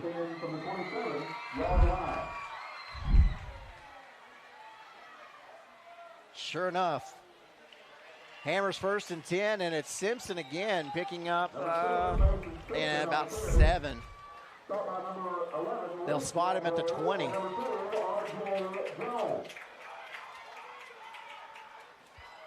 We might have a shootout on our hands tonight. Well, I'm going to say now, they're not scoring as quick as they did last night, but, you know, every time they're touching the ball, their drives are scoring so far. Well, and they're not throwing the football as much either, so that keeps the clock running. But, yeah, I believe we got a good one on our hands. Fakes the handoff to Simpson, and instead it goes to Swicegood, and Swicegood is dropped for a loss. Tackled by number 9, Landon Hart. He was in there causing mayhem up front. It's not a sin to get blocked as a defensive lineman. It's a sin to stay blocked, and he got off the block and was able to make a play right there. Excellent technique. Here's a complete pass to Simpson. Simpson, nice open field tackle that time by Hansen, but not before Kingston gets inside, well, not inside actually, just spotted right at the 10-yard line. That should be a Hammers 1st and goal. You know, completion percentage right now for Kingston is 100%. That's unusual. That's unusual. 2 passes in a quarter. That's unusual. Both well executed. Handoff.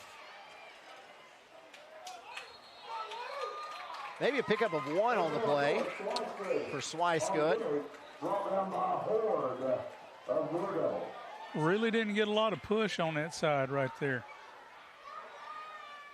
They're running back into the boundary Bertram was on the wide side of the field that time, so they decided to bring it back into the boundary. Kingston hurries up to the line, sends a man in motion, and now a rollout. And a quarterback keeper up the middle. That is a productive play.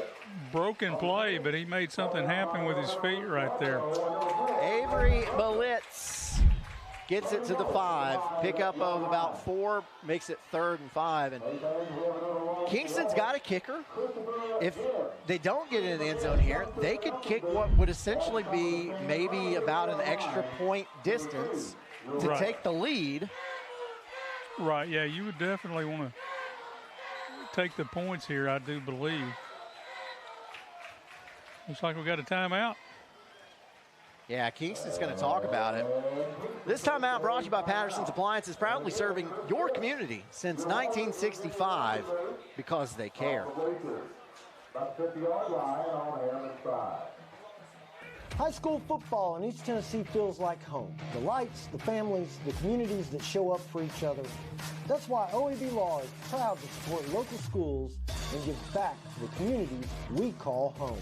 And when life takes an unexpected turn, we're here to stand beside you. After a wreck, the insurance company has a team working for them. You deserve a team working for you. We fight for the results you deserve. OEB Law will turn your wreck into a check. It doesn't always start with a clear plan. Sometimes it just starts with a decision. To take the first step, to pick back up, to keep going, and to see it through. Progress doesn't always look perfect, but it adds up. Now, I'm stepping into what's next. More prepared, more connected, more certain of what I can do. And this moment means something more. Because of everything it took to get here? No matter where life takes me, I was a Raider first. Back at Harriman, Aaron Harvey, Dan Shoemaker. Kingston facing a 3rd and goal from about the 5. Out of the timeout. Want to make sure they get the right play called here.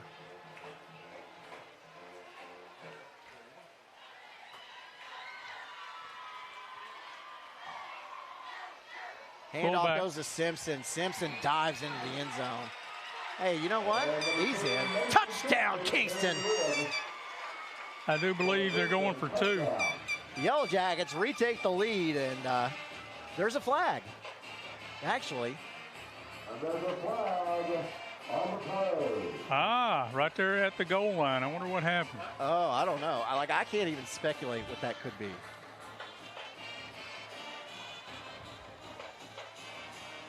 Mr. Whitehat's about to tell us, though. Touchdown's good. Okay. Magical play, unsportsmanlike conduct. Ooh. So it's not a double. So Kingston can take this on the extra point try. They can and go from the 1.5. And I believe that. Is that right? I didn't see the official signal that they would take it on the kickoff. So I'm guessing that's what's about to happen. Is they're going to line it up and go for 2. About a 1.5 yards closer than they would have been. By the way, 54 seconds left to go in the first quarter, so we're about done with the first quarter.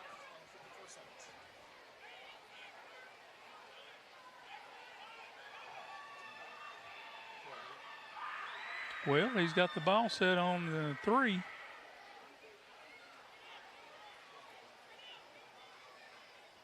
So they're going to enforce it on the kickoff.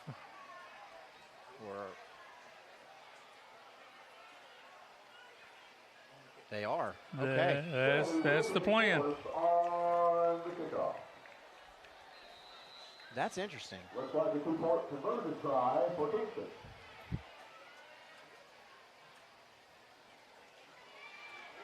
No, it doesn't matter. I was going to say, it doesn't matter there. 2-point conversion. Handoff, Joel Patterson. And now Kingston has that normal football score. They've got 14 points. So we've had 3 possessions in this game, 3 touchdowns in this game. Harriman will have a chance to respond. A Kingston kickoff on the way when we get back. Hey, East Tennessee, ready to save big? It's all at Hammer's Dry Goods. For over 70 years, we've been your hometown store for famous brand men's and ladies' clothing at rock-bottom prices. Need rugged workwear? Sharp casual looks? Ladies' game day gear? We've got it all, and it's priced to move. And when you shop Hammer's, you keep your money local, supporting our schools, our students, and our community. Hammer's Dry Goods. Tradition, value, hometown pride, and savings you can feel. Get to Hammer's today. And welcome back to the Friday Night Showdown by OEB Law. Speaking of OEB Law, there's Tim Elrod in the middle of all those Harriman cheerleaders and their coach presenting a $1,000 check. Of course, we will give a $1,000 check to the home school all year long, courtesy of OEB Law and Tim Elrod. What he does for these schools, man, and the way he gets involved is amazing. And I told him, and I mean this sincerely, I'm proud to be a part of a broadcast that has OEB Law's name on it. I really am too, Aaron. You know, it's really one thing to be on the inside and kind of see what goes on. But if you think 12 home games with a $1,000 check given to each home team, you know, that's $12,000 right off the pop. You know, and being a coach and sports budgets, I understand that.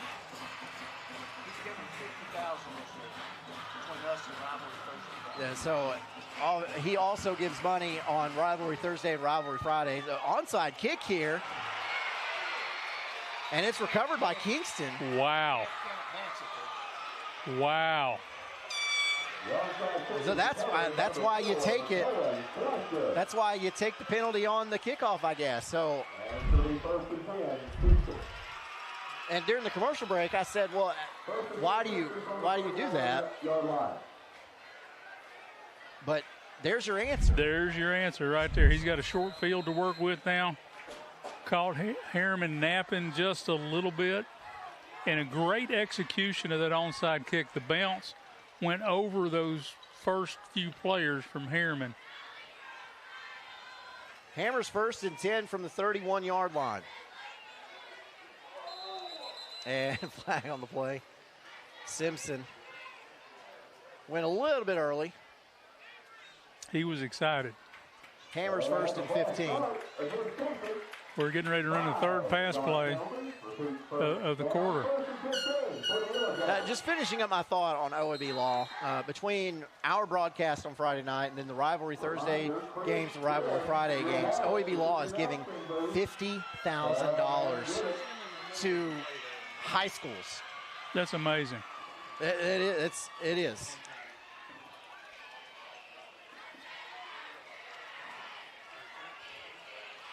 So Hammer's 1st and 15. A lot of not 1st and 10s tonight so far, as this one goes backwards. Number 6, meet number 6, Keelan Hahn, taken down by Devin Bertram. They're really having trouble. You know, we talked about in the pregame how Bertram was going to be an impact player. He was on the offensive series, obviously, and now on defense, they're having trouble blocking him. They are having trouble blocking him. That'll make it. It should be 2nd and 24. So a loss of 9 on that play. And you notice they flipped him now to the left side of the defense because this is the wide side over here. And they run it to the left. That's twice good. And a flag comes out late.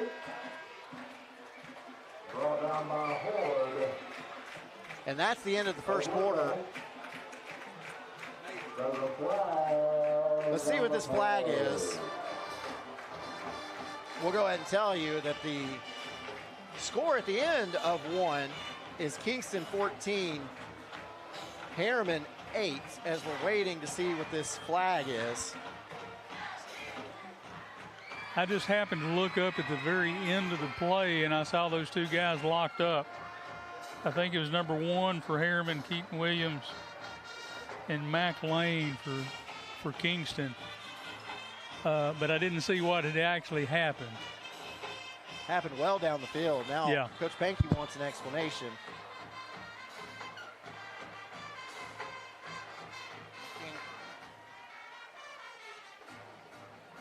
It's a lot of discussion for something happened that far down the field.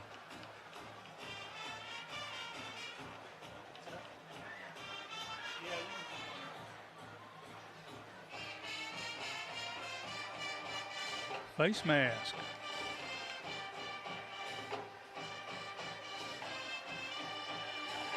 Okay. The call of an incidental face mask against Harriman.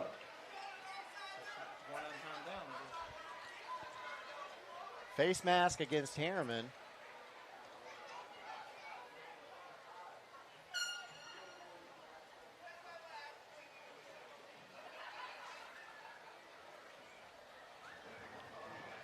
So do they play one untimed down now? Yeah, they're going to do one untimed down to end the quarter.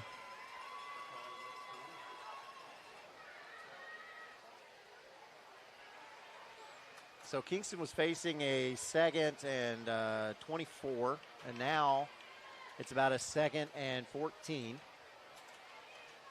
Is that a 10-yard walk-off on a...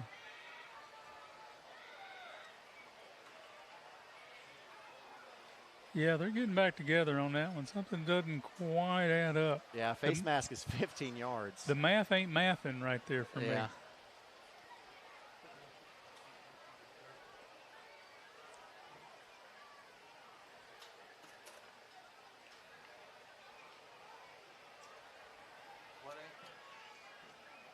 One untimed down. That's what he's announcing. But yeah, that's There's one untimed down. Still in the first quarter. that should have been a 15-yard penalty, but they only marked off 10. Okay. Oh, that was ugly. Yeah, that's not good.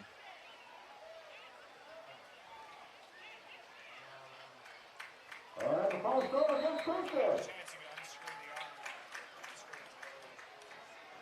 So now we got a 2nd and 19. On the second untimed down to end the quarter. This game is it's running long. Not to be a clock watcher or anything, but it's about 8:13. And this game was supposed to kick off at 7, and we're not even out of the first quarter yet. It was moving pretty quick to about 3 minutes ago. Yep. About 20 for Kingston. All right, 2nd and 19. Handoff goes to Simpson, and Simpson's met in the backfield that time by Harriman's Landon Griffin from that defensive line. A loss of about 3. And to begin the second quarter, Kingston's going to have about a 3rd and 22. Wow, that was big. So your score finally, after 1, it is Kingston leading 14-8 over Harriman. The Yellow Jackets have the ball, and you are watching the OEB Law Friday Night Showdown. Cooler weather brings autumn-colored leaves and football time in Tennessee. Warm up with natural gas heat or enjoy the year-round comfort of natural gas water heaters, ranges, and clothes dryers. More affordable and reliable, natural gas keeps your home cozy while increasing its value. Whether you're a new home builder or a homeowner wanting an upgrade, consider all the benefits natural gas offers. Call us today or visit us online to learn more. Oak Ridge Utility District, your hometown natural gas provider. Patterson's Appliances has been helping families like yours find quality home appliances from trusted brands including Whirlpool, Maytag, and KitchenAid for over 55 years. Our knowledgeable appliance specialists know how to outfit your kitchen or laundry room with the right appliances to meet your needs. We service what we sell with our own in-house factory-trained service technicians, and for the DIYers, our parts department is always ready to help customers find the appliance parts they need. Patterson's Home Appliances, because we care. Kathy Mae Martin has been making real estate dreams a reality for over 3 decades. Buying or selling real estate is one of the most important decisions you'll ever make. Choosing the right realtor is next. Thinking of buying or selling? Call Kathy Mae Martin at Coldwell Banker Jim Henry & Associates for all your real estate needs. Rest assured, with Kathy's knowledge and experience, you will be on the winning team. Back at Harriman, getting ready to start the second quarter. where the Yellow Jackets lead over the Blue Devils 14-8. Some scores of interest for you. Midway, Cloudland tied at 14 in the second quarter. Knox Central at halftime leads over Dobbins Bend at 15-14. That's a good game. And at halftime, West leads over Bearden 14-0. Ooh, okay.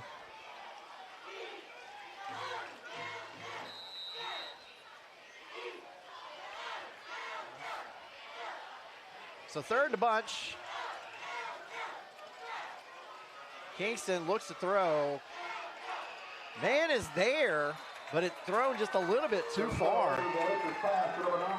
Looking for Braxton Justice. Yeah, good route. I thought he was open. Nice throw, good protection. I like the way they moved the pocket right there. I feel like as I watched this Chuck Fleischman replay, I feel like he didn't see the ball. I don't think he knew it was coming. 23 right now. Back to puck. Number 2, R.J. Jones. Back with 2-3. It's our first punt tonight. Yeah, this will be the first possession, barring something strange happening, that doesn't end in a touchdown.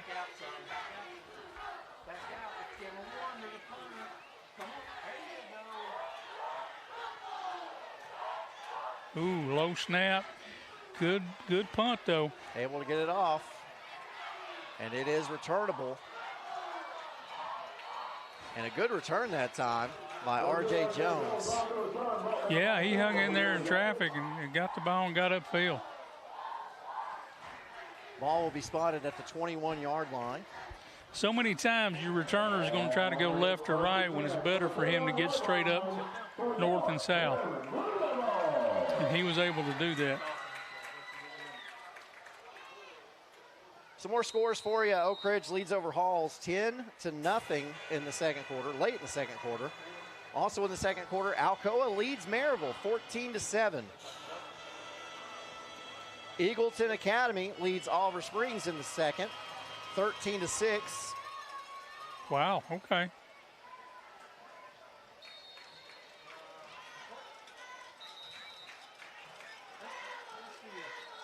Hammers 1st and 10 will have to wait because Harriman wants a timeout. This timeout brought to you by Patterson's Appliances. They service what they sell with in-house factory-trained appliance service technicians.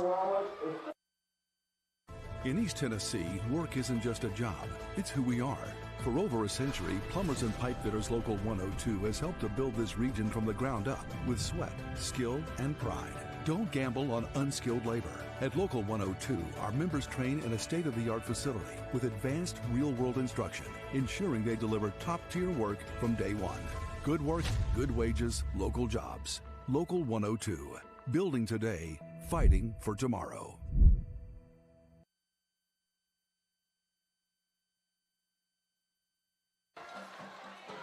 Tonight's Harriman game proudly sponsored by the City of Harriman. Mayor Wayne Best, the Harriman City Council, and new City Manager Tara Stockton invite you to visit downtown Harriman, where you can shop, eat, explore, and experience a great city rich in history. Discover all that Harriman has to offer as the Blue Devils get set up at the 21-yard line with a Hammers 1st and 10. They'll send 2 wideouts to the left, tied in to that side as well. And with a keeper. Nice little play. Yeah, picking up right at about 10. This could be good enough for another Hammers 1st and 10. We'll see. Kyron Carr, and it is enough for a first down. Kyron Carr, sophomore, doing a great job leading this Harriman offense. You know, and that's a real simple kind of play. You go 4 wide, trips one side, spread out the defense, then run back up inside. Oh, ball's on the ground. And Carr falls on it. That was scary. If you're a Harriman fan, you're going, oh, my. So we'll see the Chuck Fleischman replay in just a moment, but it's what happens on a play like that? Is it a miscue? Was that a read? I think he wasn't ready for the snap. And then Bertram comes across, and he's trying to grab the ball because, hey, I don't know what that was. It looked like the two players were not on the same page. So a loss of about 7. Carr sets up, goes down the field. That pass is almost intercepted. Coming across was Joel Patterson. Patterson comes from that safety position and just about had him one. Yeah, R.J. Jones had to come over and play defense on that one and break that one up. He was just laying back there, kind of playing deep. Yeah, he almost had that one. So now, Harriman facing a 3rd and long.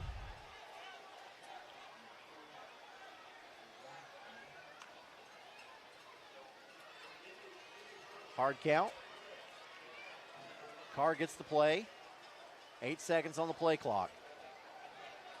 Changes the play. 3 seconds on the play clock.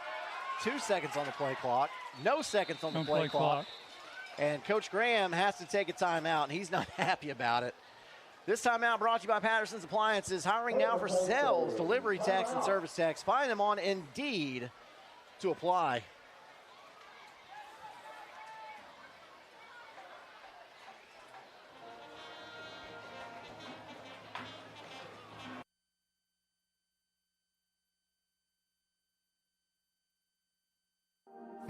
In Anderson, Morgan, and Roane counties, over 16,000 low-income and uninsured families live in fear of becoming sick or hurt. The free medical clinic is here to take away that fear and get you back to work or school. We provide no-charge medical, mental health, and women's health care at our clinic locations in Oak Ridge and Rockwood, as well as multiple locations with our mobile units and medical events. If you are uninsured and need care, go to fmcor.org and get the care you need. The free medical clinic is here for you during your time of need. Back at Harriman. Another score of interest. This game got started an hour after us because of time zone difference, but Coalfield leads over Gordonsville in the first quarter, 7-0. Carr rolls to his left, and pass is incomplete. Throws it in front of the intended target that time, which was Dylan Hanson, and a late flag. Late flag comes out. I'm not sure what that was. I didn't see a Kingston player in that area. It's obviously dead ball. And a Harriman player is shaken up on the play. Looks like Rajon Jones.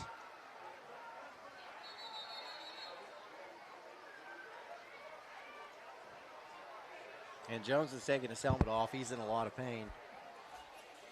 He got up and he tried to walk off and then decided it was best for him to go ahead and get down.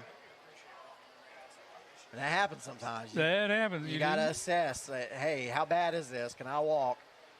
You know, when I was in my 20s, Aaron, I'd jump out of bed in the morning and just hit the ground running. Now I wake up, I do a functions check, make sure everything's working, and then I get out of bed. Oh, you got to kick the tires on it. Exactly. At work, we call it a 360 walk around. Absolutely. I didn't see what happened there. I didn't either. It's like they're looking at his ribs. We got a dead ball, personal foul on Kingston. And an ejection.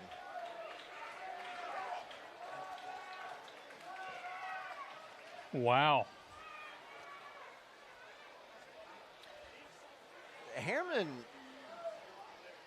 that was a 3rd and I think 16, right at about 16. Yeah, I don't think they got enough to get the first down, but it'd be like 3rd and 1, 3rd and 2 maybe. Evans Mortuary has been serving but he's got the ball of spotted in at the and around 30. Roane County since 19. and it was a dead ball. So it'll mark from the 30, 15 yards, so it'll go out to the 45. So that should be enough for a first down. That should get him the first down. That was a critical mistake, whatever the mistake was. Hey, why sit on the bench when you can hit your mark? Get the results you expect with Benchmark and Results Physical Therapy, with over 30 locations in the greater Knoxville area to help you get back to what you are missing out on. That is Benchmark and Results Physical Therapy. Yeah, Benchmark got me back in the game. I can't speak highly enough of them.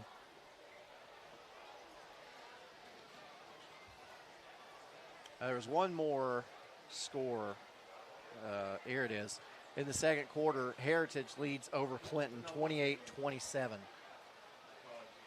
That's quite the score. That is the score. Yeah, that is a good score. Sound like somebody missed an extra point in that game.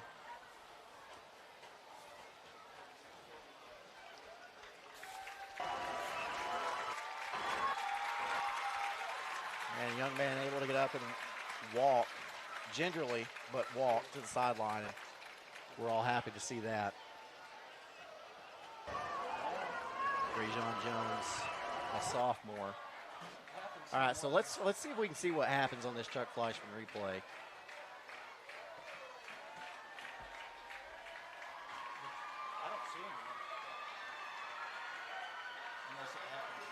I think it happened when it got out of frame, because that flag was awful late. And you didn't see anybody on the Kingston sidelines reacting to anything or anything. 15-yard penalty.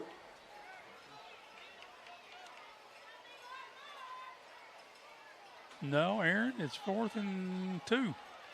Personal foul on the defense with So Harriman's got a decision to make here. And it appears they'll leave the offense on the field.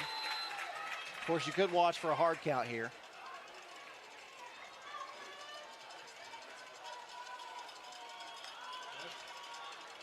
No, they will run it. He's on the corner. And he will get it. He will get it and more. R.J. Jones. But there is another flag, it looks like, at the 46-yard line. That might be a hold. And that changes the calculus a little bit. I think they held on it to get the edge right there.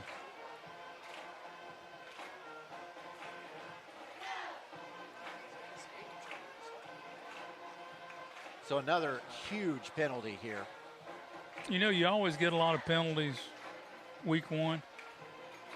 Last night there were a lot of penalties in that game.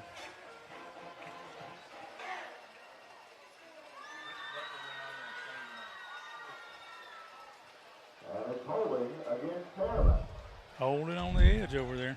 So that'll make it about a 4th and it looks to be 8. And it's 4th down. Yeah. 7 or 8. So now Harriman will have to bring the punt team in. So that's 2 big penalties back to back, which ultimately make it a wash, except for Kingston had a player ejected. I'm going to say, yeah, except for the loss of the Kingston player. And, you know, he won't be playing next week either. They, you know, you get tossed this week, you're out next week too.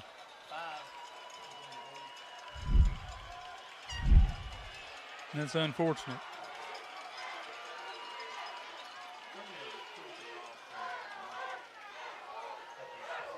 An end over ender takes the bounce and it is cleanly He's fielded. loose. He's loose. And Simpson. Oh, block in the back. Yeah, 2 flags came out. I believe they'll be for the same thing, though. Yeah. And the thing of it is, Aaron, they didn't need to make that block. No. I don't know if it's a blind side or a block in the back. I didn't see it. It just kept out of the corner of my eye. Was it? Because the ball carrier was already past him. Yeah. Personal foul, crack back block. That is the call. That's a personal foul, blindside block against Kingston. You know, it's a 15-yard penalty, but you also lose about 12 more yards on that return. Yep, sure do.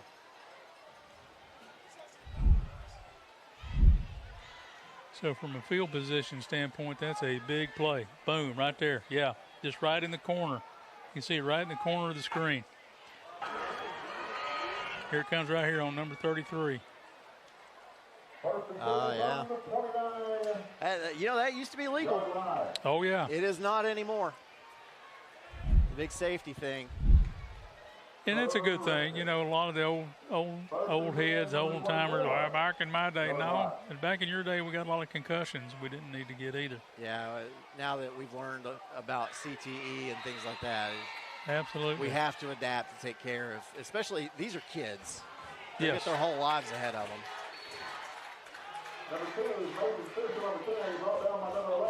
Simpson picks up about a yard. They played the trap really well right there. Harriman's Bobby Moon loses the helmet. He'll have to come out for at least one play. You know, Harriman is bigger up front than they were in the last 2 or 3 years. They've got size that can move, which is a good thing for them. They do. The question will be their stamina, as Kingston has considerably more players. Of course, as it's cooling off tonight, the heat's not going to be nearly as big a factor. That's going to help out a bunch. Because, you know, normally this time of year, when we're looking at week 1 games, we're looking at scheduling games later in the evening and anything we can do to try to beat the heat a little bit. Hydration timeouts. Yeah. You know, the dreaded cramping. But yeah, it feels pretty good right now. Of course, I say that sitting from the press box, but I mean, we have a big open window. Huge opening. I got to give a lot of credit. Shout out to Harriman's press box. This thing is... It's nice and spacious and big. It's a little older, yeah, but well, it's nice. I remember the old press box. It kind of used to sit in the corner back over here. It was tiny.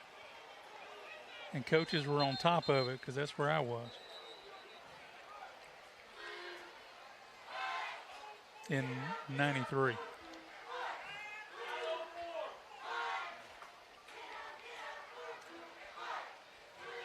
So they're having to, I guess, adjust the clock.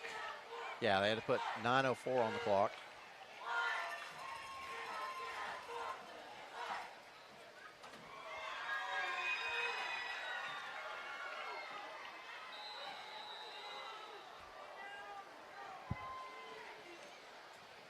Second and 13.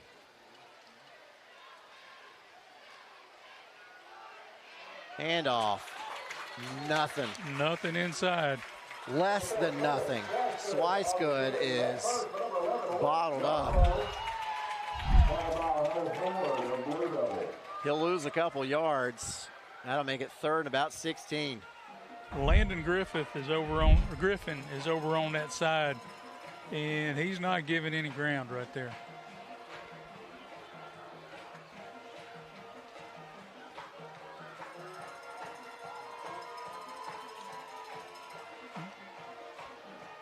You've also got Lawson on the nose. He's a sophomore. Talking to Coach Graham this week, he told me, you know, these young guys had to play a lot last year, and they're growing up a little bit, and that's what it looks like tonight.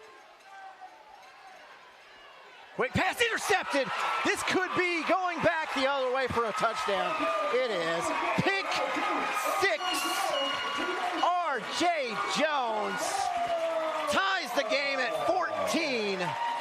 Wow. That was textbook secondary, laid back, broke on the ball, gobbled it up, and took it to the house.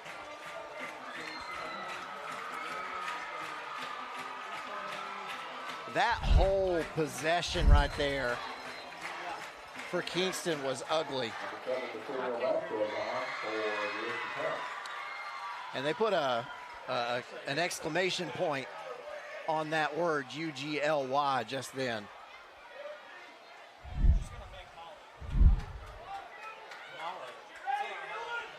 Is there only 5 seconds on the play clock?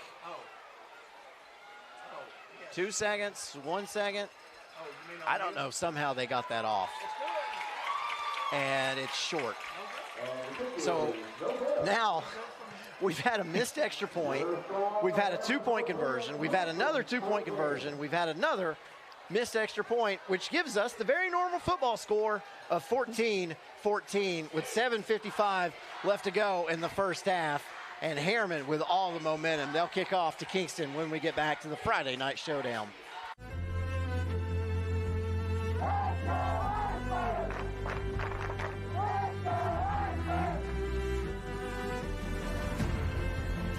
Coaches holding back all their players as we have a 5-man fight going in on all sides.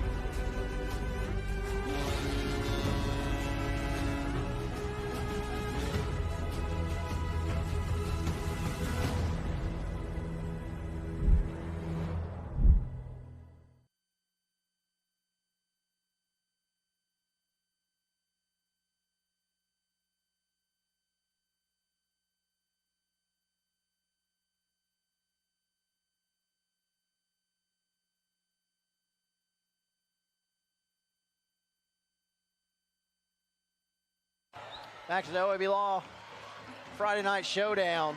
Aaron Harvey, Dan Shoemakers. We get set for a UA Local 102 Plumbers and Steam Fitters Union kickoff. You can go to ualocal102.org for more information. And this is a high spinner that will be taken at the 25-yard line. And wow, he's look out. At that running. He's out. Looking for flags, looking for flags. No flags to be had. This is a kick return for a touchdown. Braxton Justice. And Harriman tied this game up for all of 8 seconds. I was sitting here thinking Kingston needs to respond. I almost said that, Aaron. They responded. They did. They responded. So we'll have an extra point try here. This is an exciting ball game. This Chuck Fleischman replay will show you. Normally you get a high kickoff like this. I mean, it makes it a little strange, but Harriman over pursued, and that looked easy. Yeah, when you get the ball, you got to get the ball a little bit higher to let your guys have a little more time to get down there. The extra point by Canese is good. And with 7:41 left to go in the first half, it is Kingston back up on top, 21-14 here in Harriman. You are tuned in to the OEB Law Friday night showdown. Every accident brings chaos. Some bring injuries. After a crash, pain can take 24 to 72 hours to appear. In Knox County, that happens 11,000 times a year. Tennessee Spine Specialists, board-certified neurosurgeons and pain physicians who find the source. Surgery is always the last option. Have you been in an accident? We've got your back.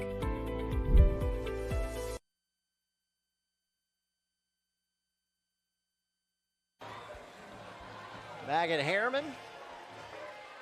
Kingston leading 21-14, 7:41 left to go in the first half. Aaron, momentum is a funny thing. Yes, it is. It came over here and resided for about 8 seconds, and then it jumped back over across the field with the Kingston Yellow Jackets. Some scores around the area for you. Oak Ridge leading Halls 10-0. At halftime, Alcoa Maryville tied at 14. At halftime, Eagleton Academy led over Oliver Springs 13-6. It's the last time I heard about that one. At halftime, South Doyle up over Austin East 26-6. West over Bearden 14-0. Knox Central over Dobbins Bennett 15-14.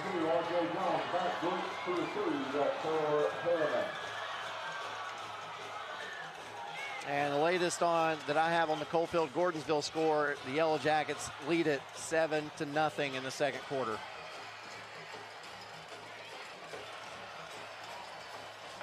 Stay tuned after our game tonight as we begin another season as well of the Free Medical Clinic Friday Night Scoreboard Show. That is a long-running program with a dedicated listening base. Yeah, they've got regular folks who are calling in talking football, you know, for up until the late hours.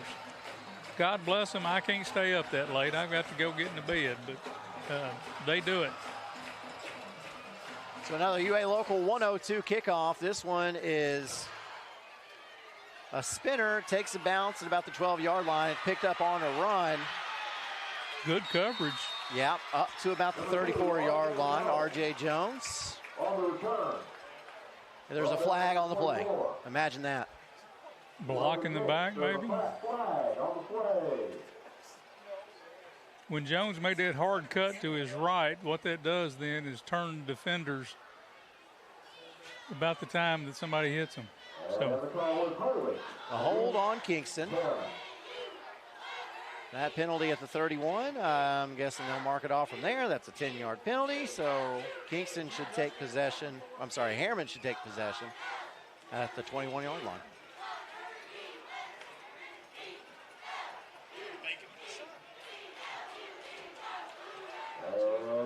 First and 10, Harriman, 21-yard line.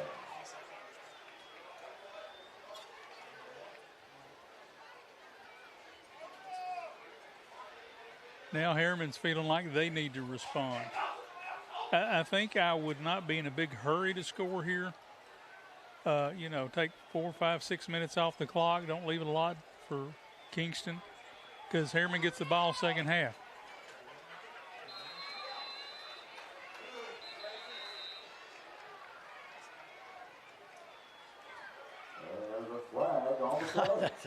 There's a flag on the play. Delay of game. Delay of game. Coach Graham can't be happy about that. Can't really have a delay of game after a kickoff like that. No, and now you got play clocks. I mean, you can look and tell. Yeah. How much time's left? So a Hammers 1st and 15 for the Blue Devils. Ball at the 16-yard line. And high snap. Ball is rolling into the end zone. That's a safety. That's a safety. Play made by Jarek Darty. And that will give Kingston 2 points. And the ball. And the ball, that is correct. So basically they scored a layup right there. So Harriman will have to do a free kick. It's amazing. Kingston goes down by, I'm sorry, the game is tied 14-14 after Harriman scores. Immediately, Kingston returns a kickoff for a touchdown. And then the very first play for Harriman results in a high snap and a safety. So we've had 2 plays, essentially, that made it into the scorebooks that resulted in 9 points for Kingston. Yeah, it's amazing. It's amazing. You know, and the thing is, we talk about intangibles all the time, right? Nobody had a plan ready to go for this situation. You know what can happen, but you think your coverage is good. You don't expect to give up the long kickoff return. You think your snaps are good. You don't expect the ball to go over your quarterback's head and get tackled in the end zone. So those intangibles, man, you know, and that's the adversity thing we talk about. You got to overcome the adversity. Blue Devils are having a little adversity right now. They got to get their mind right, get back into it. And I would expect Kingston to have really good field position after this.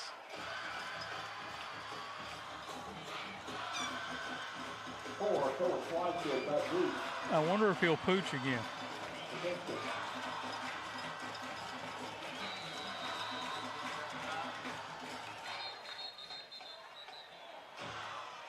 And we got a stoppage of play.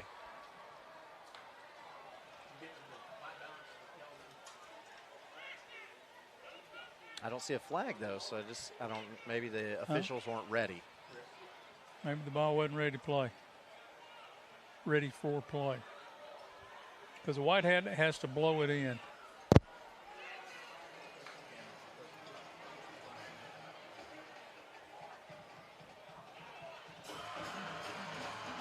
Okay.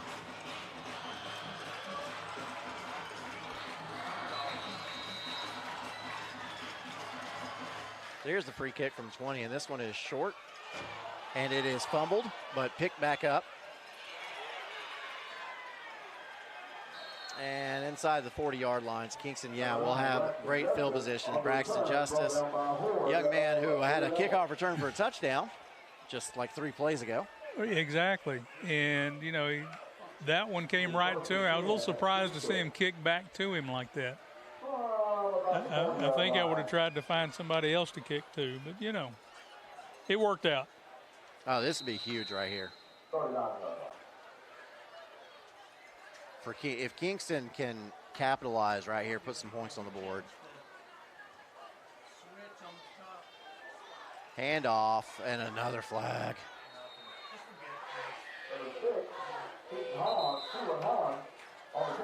Harriman did a really good job of closing off the front side of that play.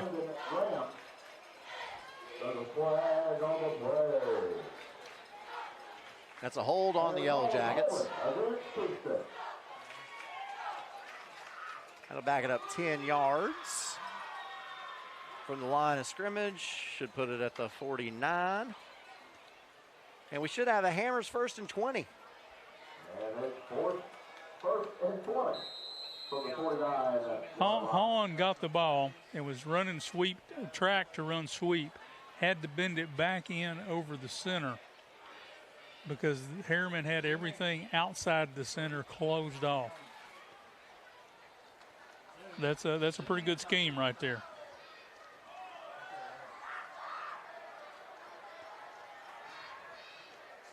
Handoff up the middle. This one goes to Simpson. Simpson picks up a couple. Yeah, two and a half, something like that. Should make it about 2nd and 18.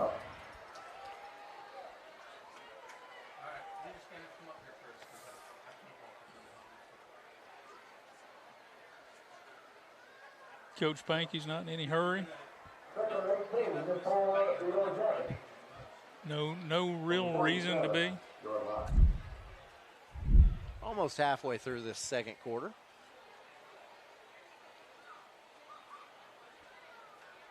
.6:10 on the clock.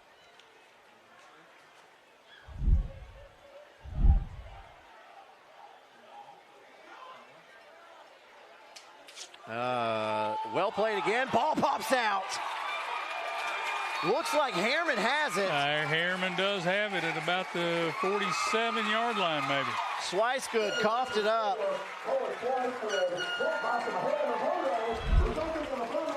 And that's a turn of events.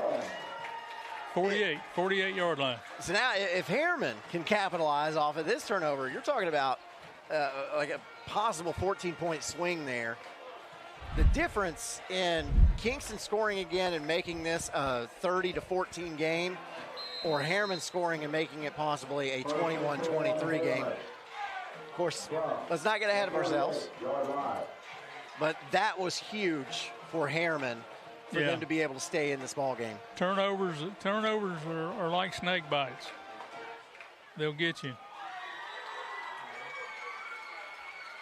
Harriman in a little bit of a power set right there. Handoff goes to Bertram. Bertram gets it outside and able to pick up. Let's see where they spot it. It looks like they'll give him about 5. Yeah. They're running 2 back with that H-back, and they'll bring that H-back across. Number 9 and the pulling guard. Yeah. And run a little power right there out of that power set. And the guard missed a block there.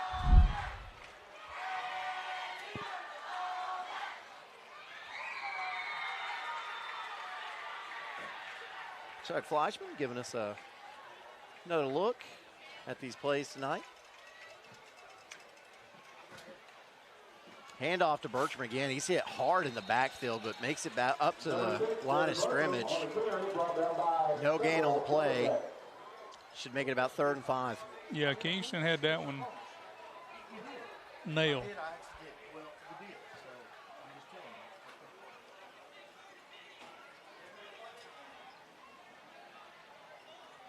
Third and about 4.5.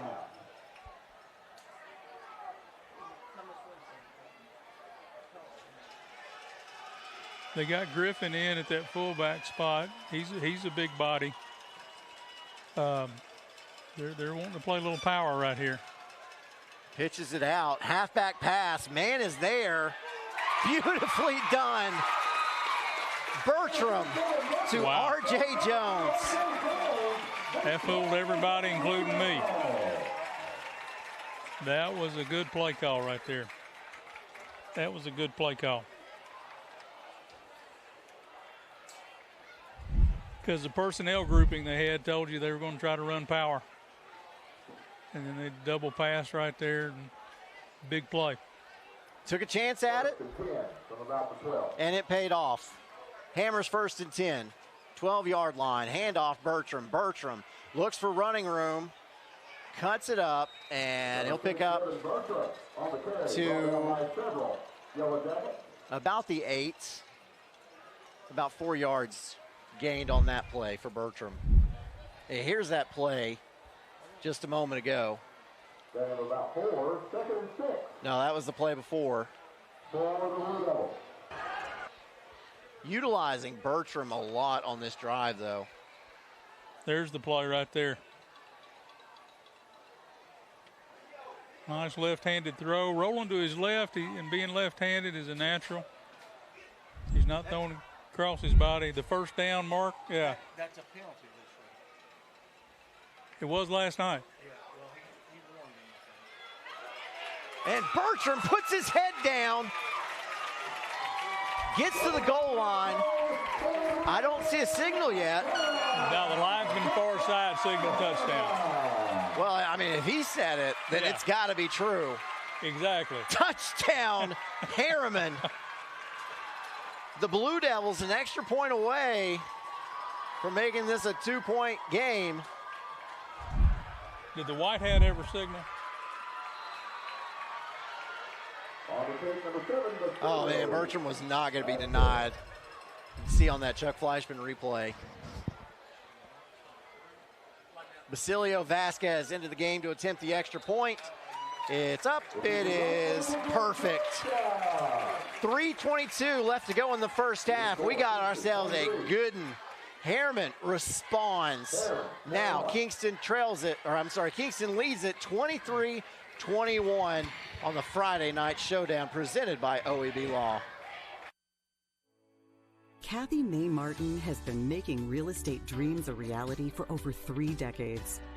Buying or selling real estate is one of the most important decisions you'll ever make. Choosing the right realtor is next. Thinking of buying or selling? Call Kathy Mae Martin at Coldwell Banker Jim Henry & Associates for all your real estate needs. Rest assured, with Kathy's knowledge and experience, you will be on the winning team. And welcome back to Harriman. Aaron Harvey, Dan Shoemaker. OEB Law Friday night showdown. We've got a back and forth affair right here. You know, anybody that thought, well, you know, hey, this is going to be a blowout. You know, Kingston's a bigger team. They're going to come in and have their way. Was terribly, terribly mistaken. These Blue Devils have something to say about that, and they are being quite vocal.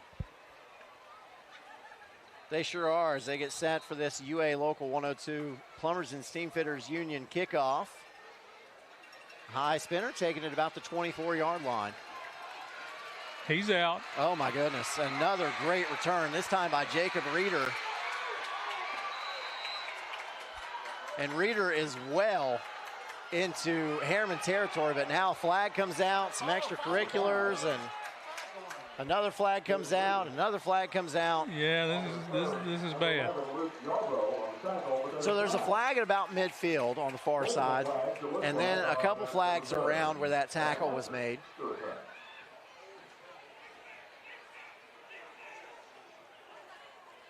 I was looking down. I didn't see the extracurriculars at the end of that thing.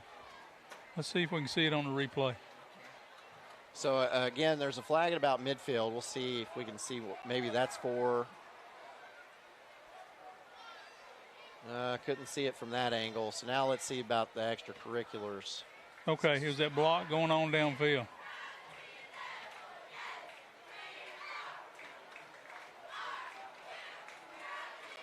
And then I believe we're going to have an unsportsmanlike conduct on Reeder for pointing out the first. Well, he made the points as if, first down. I mean, obviously it's going to be a Hammers 1st and 10 because that was a kickoff return, but. Just where is that 1st and 10 going to start at? That's the question. I have no clue. Because we still got the flag at the midfield point, too. And I'm guessing that one's on Kingston. And if that one is on Kingston and the other two are dead balls, okay, then you would mark the penalty off from midfield, and then you would assess the dead ball penalty. Yeah. But if there are 2 dead ball penalties that offset, then you would just mark off the midfield penalty. And if I had to guess right now, I would say Kingston is going to have a Hammers 1st and 10 on the Yellow Jacket side of the field. They're talking about it an awful long time. And, of course, you're glad to see them do that, too, because you want them to get it right. Got to get it right. Mr. Whitehat says a hold on Kingston. That'll be the midfield penalty. A personal foul on Harriman.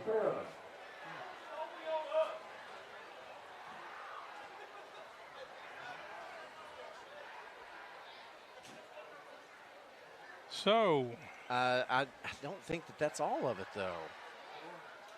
Because they're still talking down here. Yeah, I think there's another one. Because where I saw from the Chuck Fleischman replay, where we saw that first flag drop, it was right around where the tackle was made. And there didn't seem to be a personal foul. You see this Chuck Fleischman replay here? So there's where the first penalty comes out.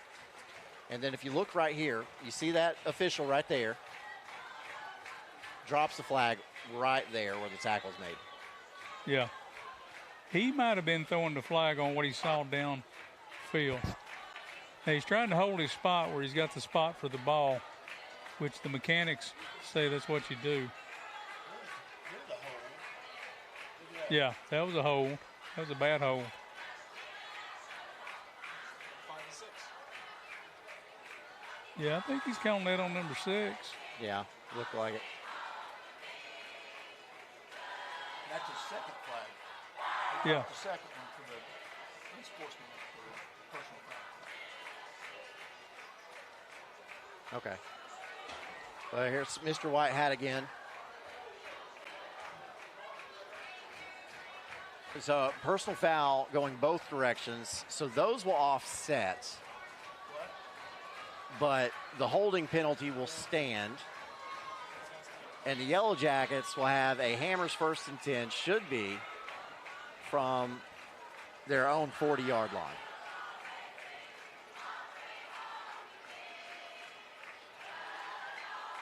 Now he's marking the Harriman penalty. Well, that doesn't make any sense. Okay, he marked the hold off from the midfield back to the 40, then he marked the personal foul against Harriman. But Mr. Whitehat had a personal foul going both directions. Did he not? Well, I didn't see his last signal there. Yeah, he pointed both directions. That's initially what he called. Hold against Kingston, personal foul against Harriman. So, oh well. Okay. No harm, no foul. So actually, Yellow Jackets will have Hammers 1st and 10 from the 45-yard line of the Blue Devils. And we got a handoff. Number 2, Mason Simpson on the carry. Brought down by Simpson picks up about 3 yards. Yeah, this one's starting to get a little. This one's starting to get a little chippy here. Second and 7. I think these officials will attempt to get this under control.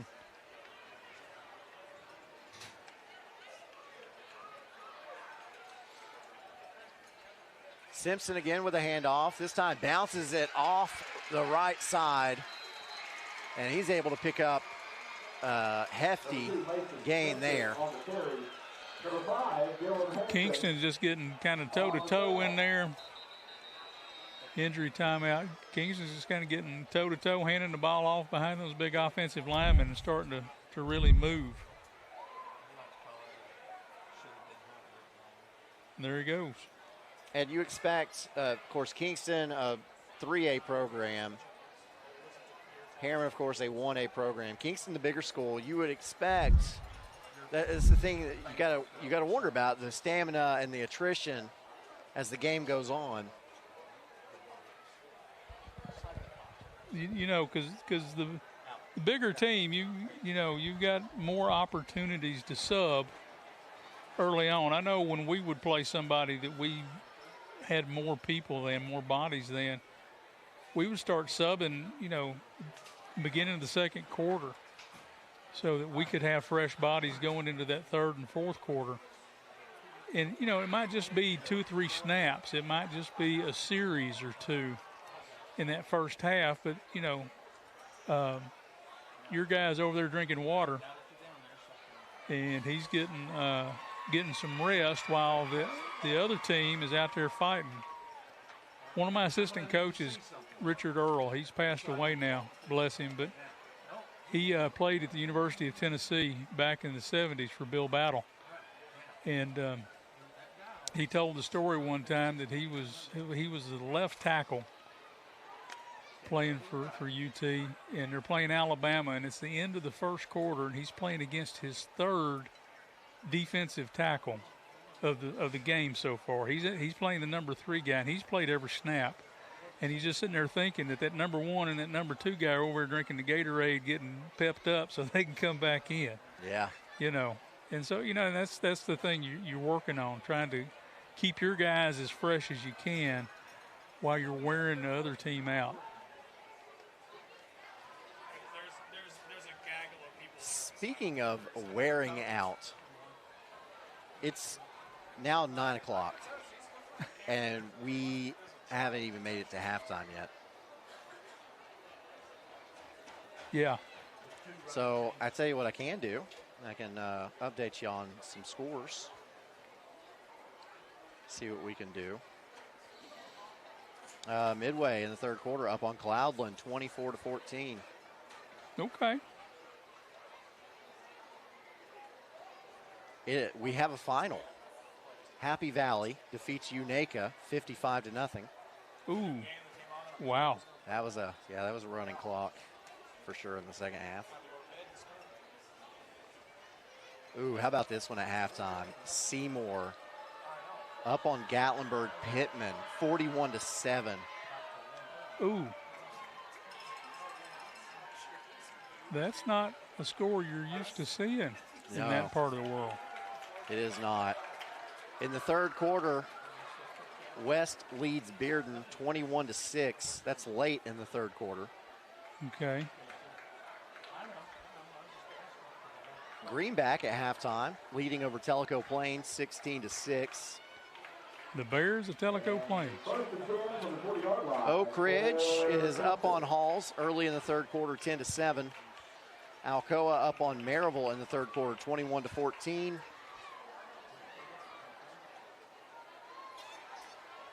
And Oneida and Rockwood just kicked off at 8:50.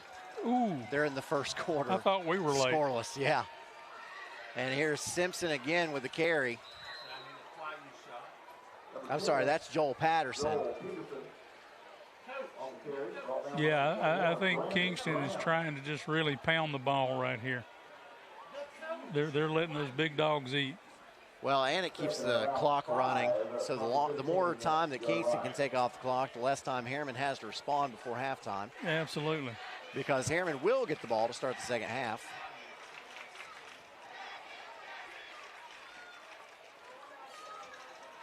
Handoff. This one is Simpson. Gets up to about the 10.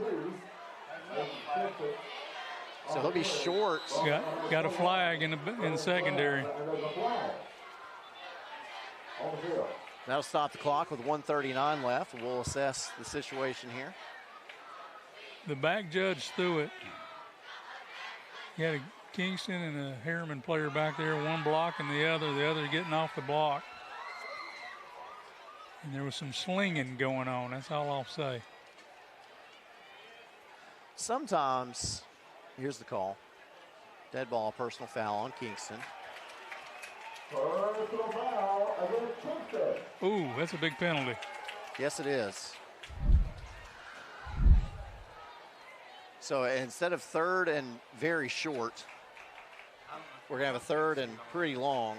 You'll see the Chuck Fleischman replay. It happened to the left of the screen there. Yeah. Some of this aggressiveness you might see in another football game, and the officials let it go. But when you see it start getting chippy like this, you have to call that stuff. You've got to keep the game under control because these are young people. Yeah. And they may lose their composure if you don't keep a lid on it. Yeah. Oh. Look at this. That is a pass completion for a touchdown. Kingston, 1:31 left to go in the first half. The Yellow Jackets have a passing touchdown. That's amazing. If you count this pick six, that's the second passing touchdown, right? Second, yeah, well, there you go. Okay. If they hit the extra point, they'll go up 9.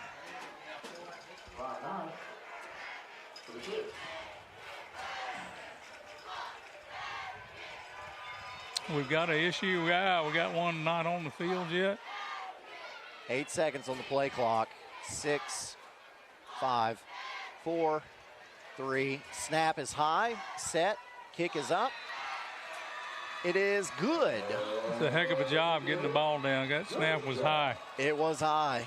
It certainly was. So credit there. Kingston puts a 30 spot on the board. They now lead it 30-21 over Harriman with 1:31 left to go in the first half of the OEB Law Friday Night Showdown. In East Tennessee, work isn't just a job, it's who we are. For over a century, Plumbers and Pipe Fitters Local 102 has helped to build this region from the ground up with sweat, skill, and pride. Don't gamble on unskilled labor. At Local 102, our members train in a state-of-the-art facility with advanced real-world instruction, ensuring they deliver top-tier work from day one. Good work, good wages, local jobs. Local 102, building today, fighting for tomorrow. And welcome back to our game. I'd like to thank the people online watching on the various platforms, YouTube, Facebook. Could be watching it on channel Comcast 1086. As we get set for another UA Local 102 Plumbers and Seam Fitters Union kickoff. You know, we get out worldwide, Aaron. We certainly do. On the World Wide Web.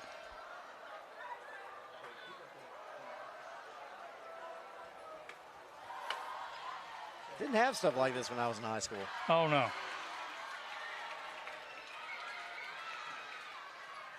Filled it off a hop. This is Jones. Looking for room on the left side. Look at this, up the sideline. Number 2, R.J. Jones on the return. Number 6, Keelan Hall. And that tackle that takes out a coach. Hate it when that happens. I bet you do. I bet you've experienced it. Just once or twice out of 20-some plus years. But one of the worst ones was at Oliver Springs. And I'm going to tell a story on there. He hit the ground. Sweep was coming towards us, Ronnie Trout and myself.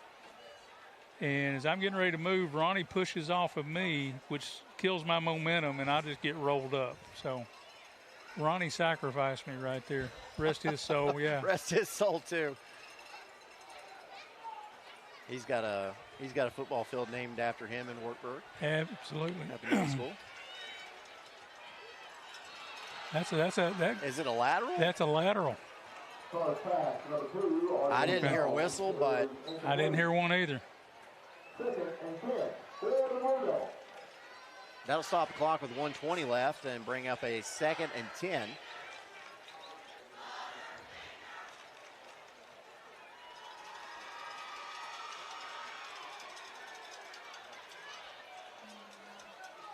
Wow. That coverage right there. And a sack. Sack made in the backfield by Jarek Doherty. They had numbers out here on the edge with the trips. Had the numbers, didn't have the time. Yeah. 60 seconds now left in this first half. And Harriman facing a 3rd and quite a bit.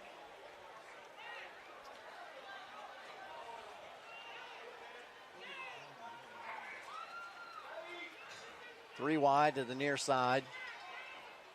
Bertram in the backfield. 10 seconds on the play clock. I think Coach Graham wants to run this down as far as possible. I do believe you're right. Bertram gets the handoff, and he'll be stopped after a gain of about 3. And the clock stopped. Bertram ran out of bounds. Yep. So the clock stops with 21 seconds left. See this Chuck Fleischman replay. And that's probably a mistake. Yeah. You got to stay in bounds right there. Ooh, the ball came out too. That Yep. ball came loose as he was going out of bounds.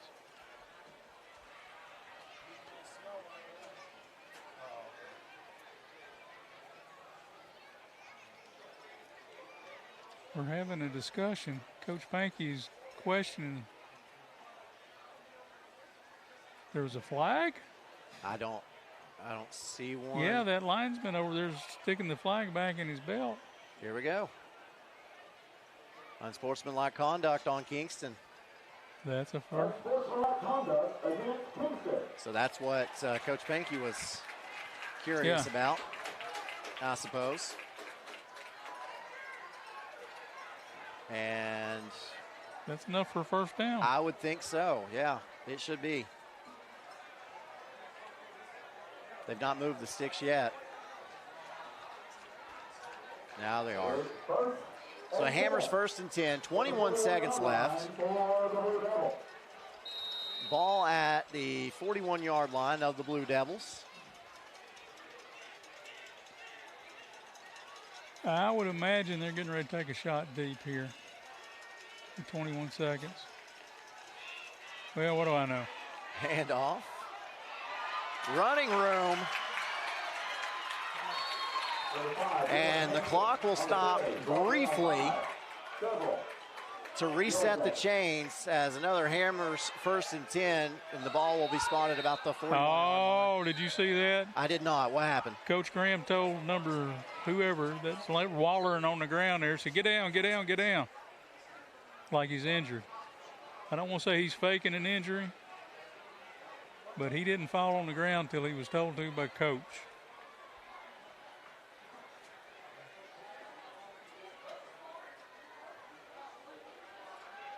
Now, I had a call for that, too.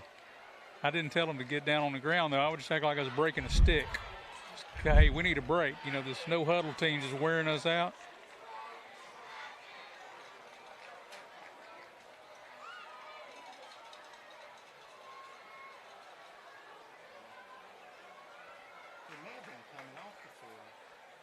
Yeah, maybe he had a cramp. He was cramping. Yeah, and that's why coach told him to fall down.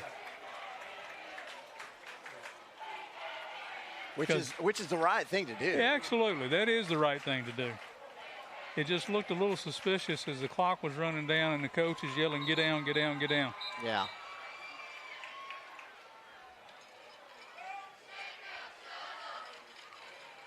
Now, they should start the clock as soon as they're ready for play. Yes, they should.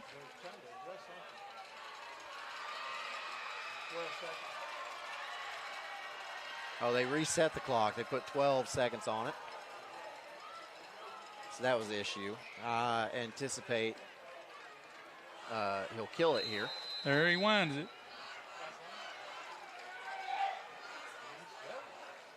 He couldn't kill it. He lost the football. I'm going to say he fumbled that snap and then picked it up and spiked it. I'm not sure that's legal.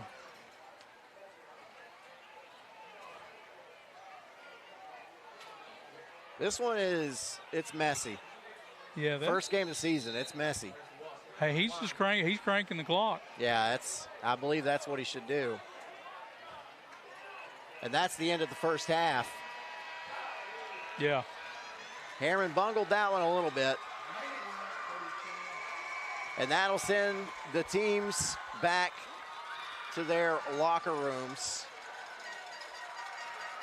Kingston scores 30 in the first half. They lead this one 30-21 at Harriman.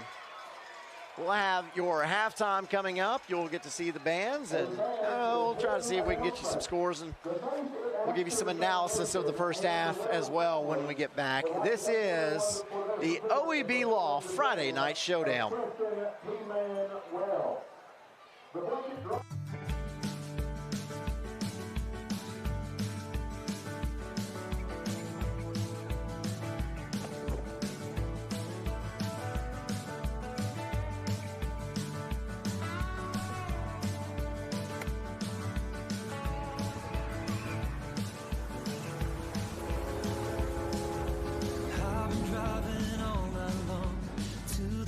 Where I belong, back to where I started from, the only place that I call home. 17 around the bend, drinking with my old best friend, listening to the radio. I thought we'd stay until the end.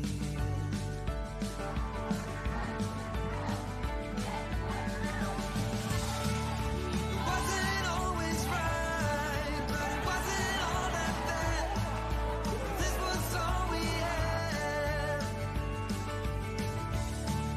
And when I see it now, I'll always be so free. I guess this town's still a big part of me. Wasn't always right, but it wasn't all that bad. This was all we had. When I see it now, I always feel so free. I guess this town's still a big part of me.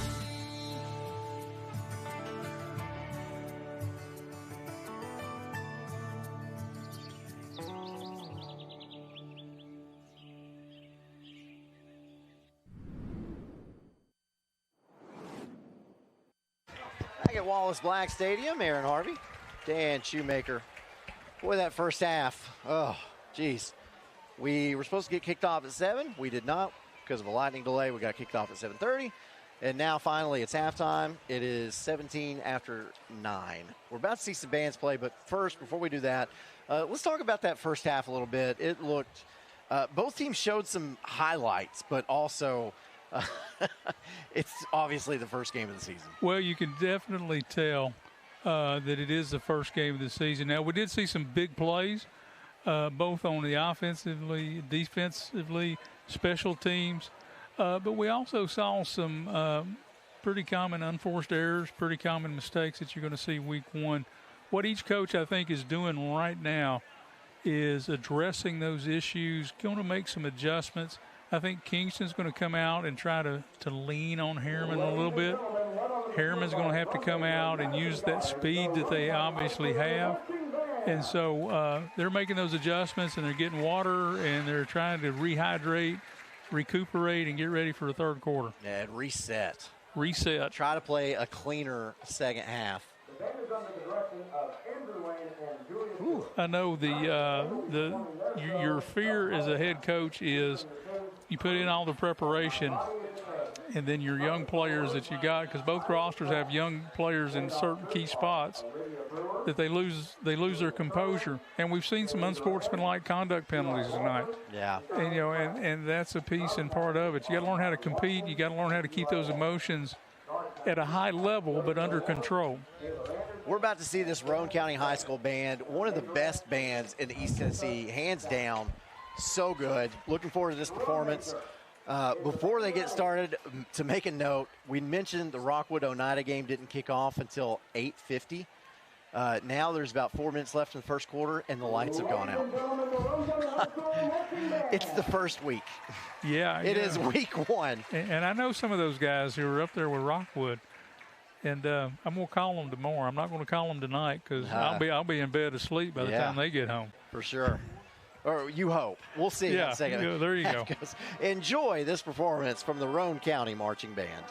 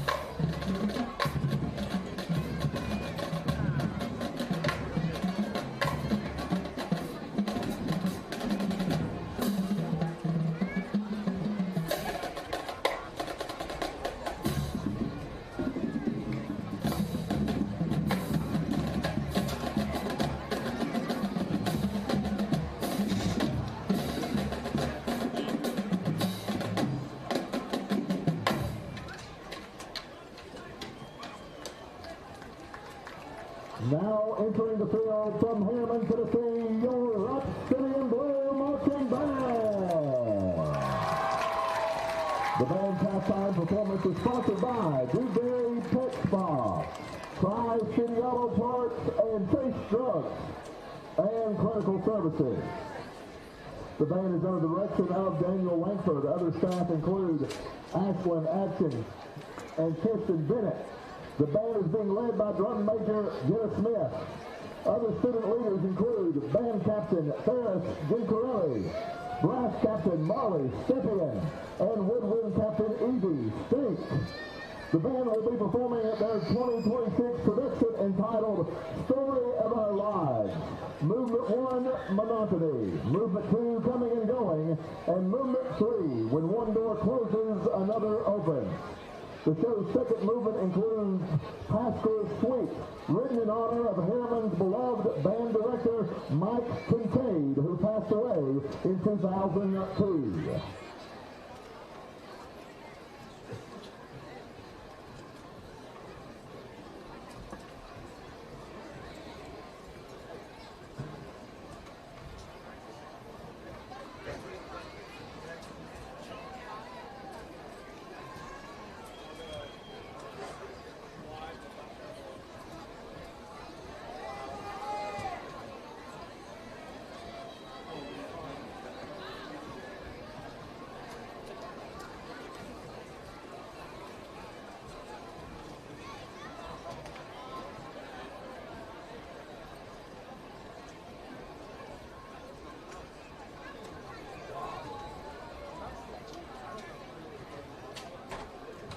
Drum major Jenna Smith, is your band ready?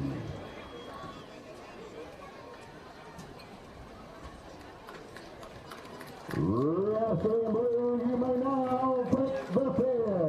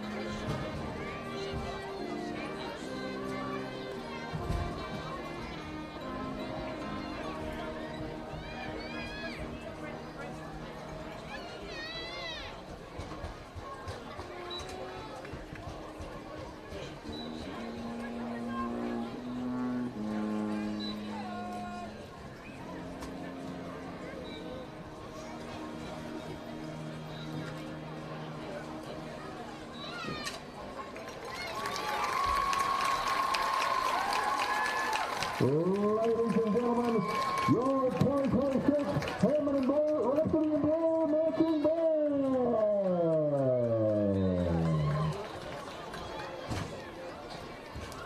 High school football in East Tennessee feels like home. The lights, the families, the communities that show up for each other.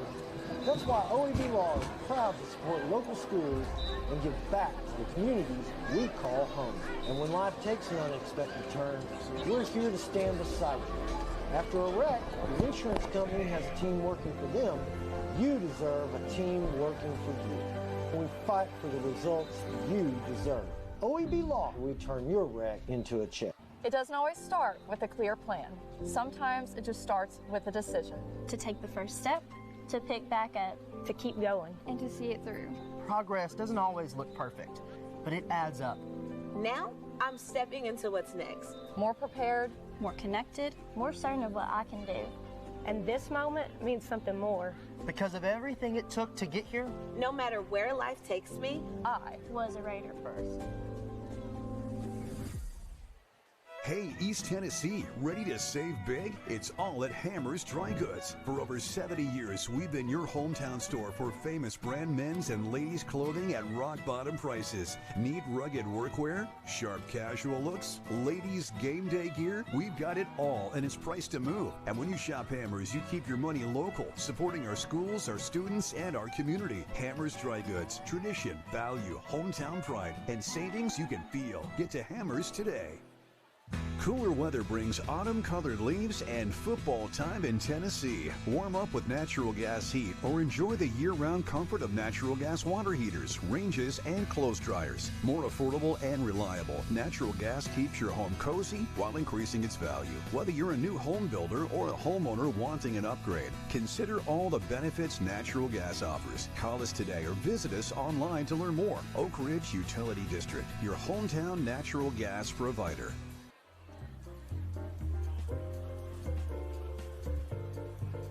HEB has served this community for 87 years, and we are so excited to be the first to bring fiber to the home internet to this community. With HEB Fiber, you're connected. You're connected. With HEB Fiber, you're connected. You're connected. You're connected. HEB Fiber, you're connected. Patterson's Appliances has been helping families like yours find quality home appliances from trusted brands including Whirlpool, Maytag, and KitchenAid for over 55 years. Our knowledgeable appliance specialists know how to outfit your kitchen or laundry room with the right appliances to meet your needs. We service what we sell with our own in-house factory-trained service technicians, and for the DIYers, our parts department is always ready to help customers find the appliance parts they need. Patterson's Home Appliances, because we care.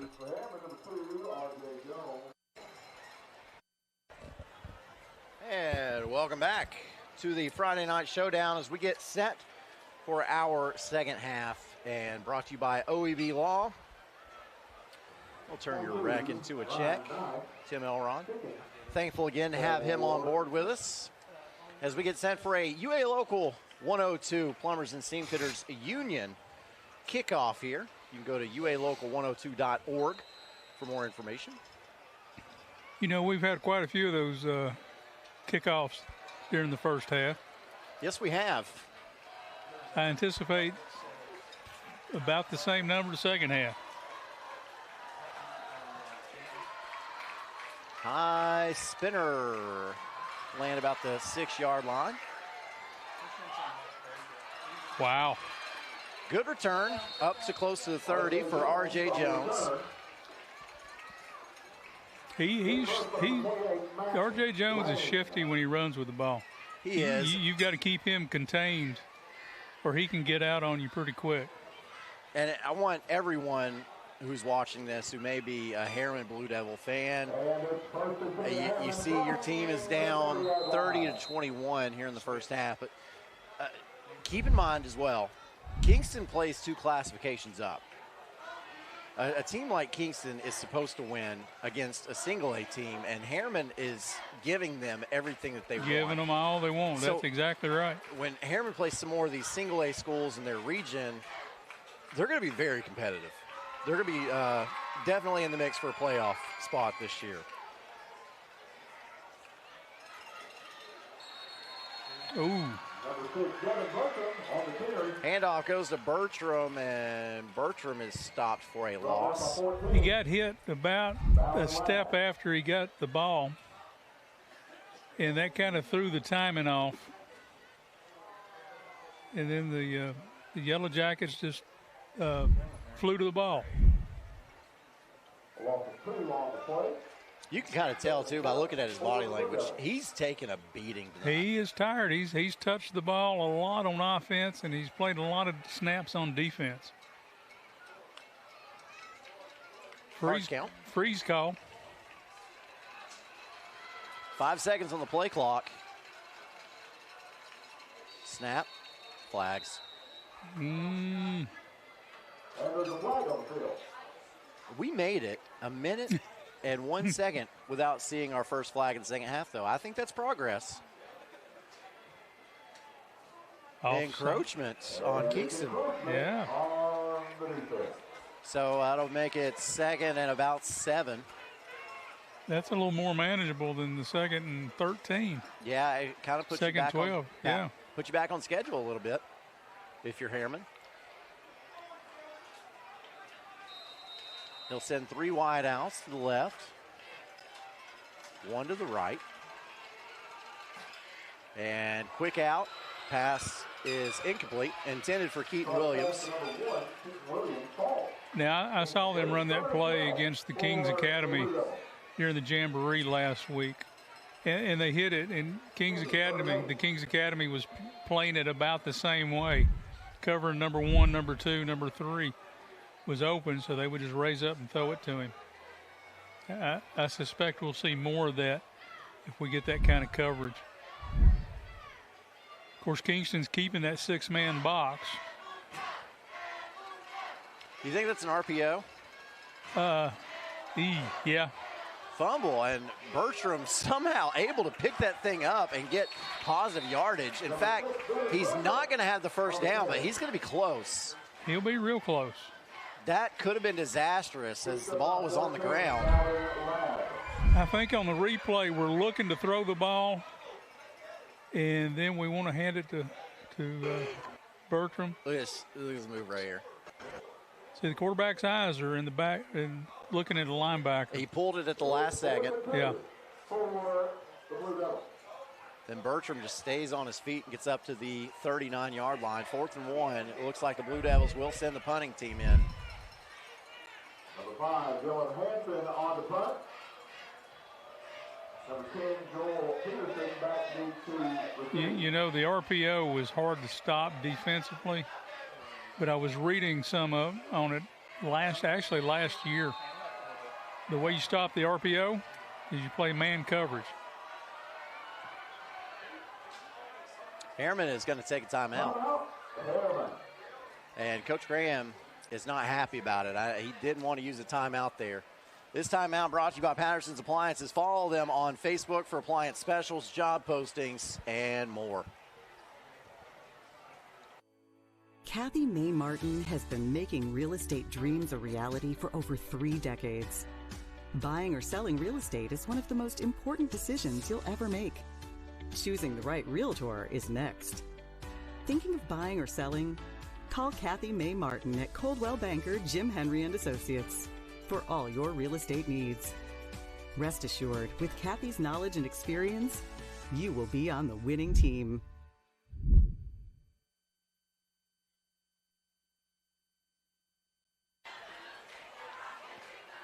Back at Harriman, Friday Night Showdown. Aaron Harvey, Dan Shoemaker.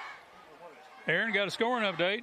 All right, what you got? Sunbright up over Lookout Valley, my alma mater, 30-12 with 3:12 left in the third quarter. That's big for Sunbright. That is. Where's that game being played? At Lookout Valley. All right, so that's a long trip too. Woo, that punt might have been blocked. And it'll roll out of bounds. Looks like it rolled out of bounds about the 38, 37. They'll give him the 39. Give him 39. So that's where Kingston will take over. Oh, there's a flag. Dang, didn't see it. The flag is on about the Harriman 37-yard line.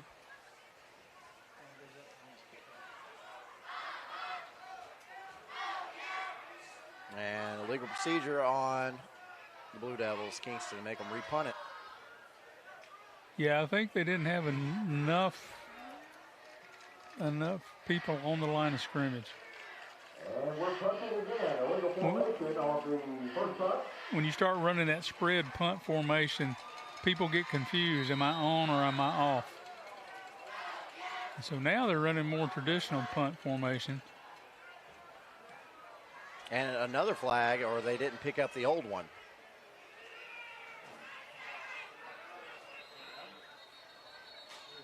It's another flag. And it's going to be first and 10 from the 40-yard line for the Yellow Jackets. Let's see what this one is. Maybe the same thing. I think it might be the same thing. And there's another flag on the field.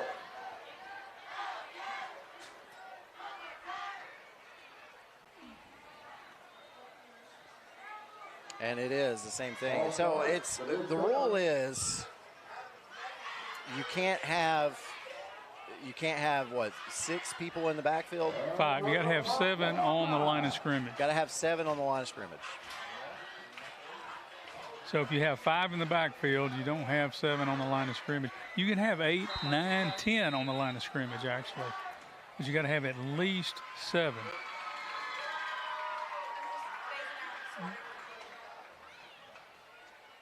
And this time, they do it correctly. And Kingston will let that ball die at the 45-yard line. So they would have had it on the 39. Now they got the 45. So Kingston gained 6 yards by accepting those 2 penalties. Net plus 6 on field position. And when you're a team like Kingston, field position is everything. Absolutely. So that 6 yards could turn up to be extremely important. You never know. 9 minutes exactly left to go in the third quarter.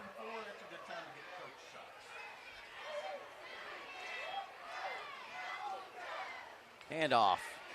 Oh. Big running room. Huge running room. That is Mason Simpson.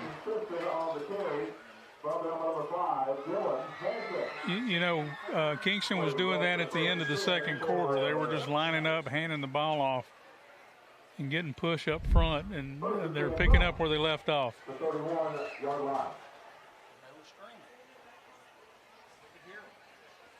You know, when you've got a dominant player on defense like Bertram is, you can either run at him with double teams or you can run away from him.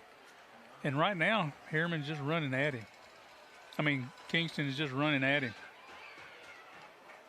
Simpson gained 29 on that last carry. And on the Hammers 1st and 10, he will gain 1. That means he's averaged 15 yards in the last 2 plays. That's pretty good. Yeah. Cramp. But now he's got a cramp in the backfield.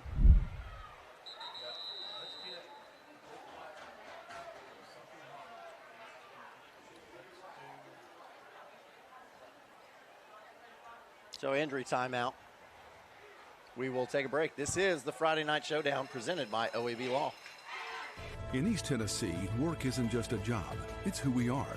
For over a century, Plumbers and Pipe Fitters Local 102 has helped to build this region from the ground up with sweat, skill, and pride. Don't gamble on unskilled labor. At Local 102, our members train in a state-of-the-art facility with advanced real-world instruction, ensuring they deliver top-tier work from day one. Good work, good wages, local jobs. Local 102, building today, fighting for tomorrow.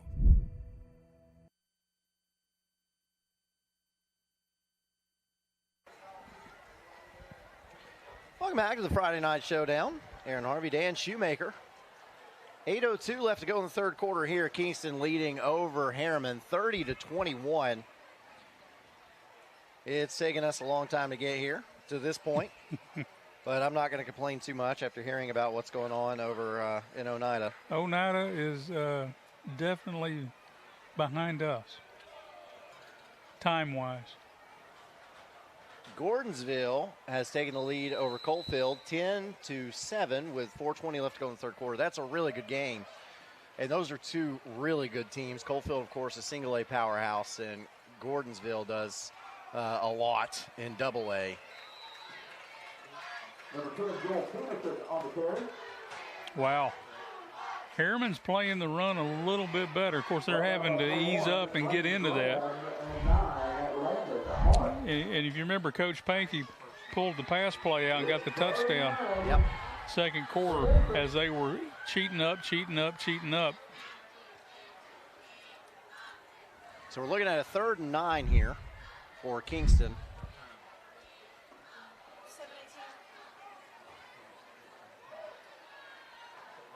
Man in motion, quarterback roll out. That pass is complete to Simpson. Simpson has enough for the Hammers first down. Then he's dogpiled, and then a flag comes out on the near side of the field for some extracurriculars. Yeah. Well, number 9, Landon Hart. There's a flag on the field.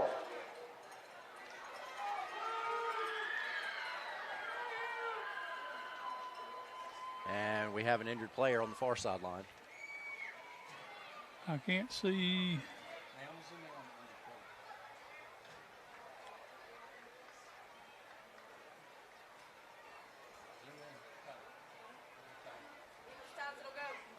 See what Mr. The white hat has to say, yeah. We're all waiting in suspense because there have been a lot of flags tonight. There have. And looks like the injured player is Keaton Williams for Harriman. No flag. He's right. Waving it off. Going to wave the flag off. No flag. I think there was a little bit of aggression, but then when the players stood up, I think that like they were very sportsmanlike, and maybe the official decided like, okay, there's nothing really there. They're fine. They were patting each other on the head, so there was nothing. Let them play. Yeah. Let them play.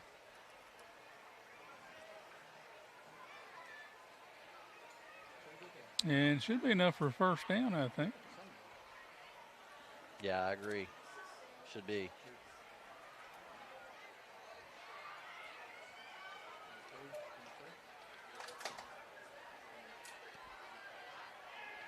.704 left in the third quarter.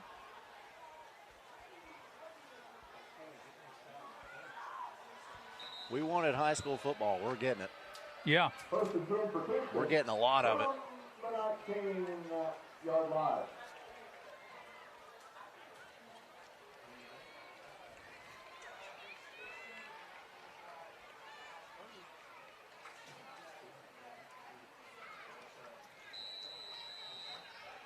So there's the Hammers 1st and 10.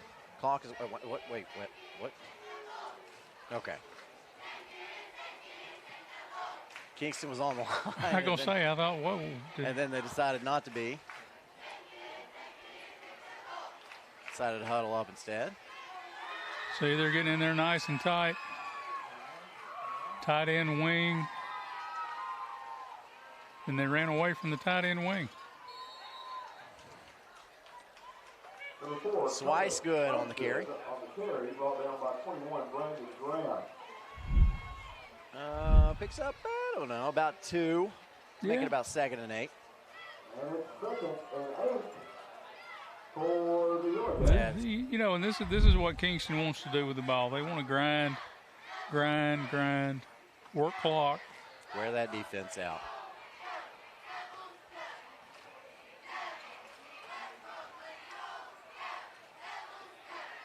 Simpson again, this time finds a big hole up the middle, and I believe he's got enough for the Hammers 1st and goal. I do believe.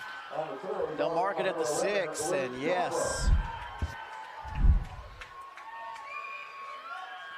They'll put the down and distance markers to the side.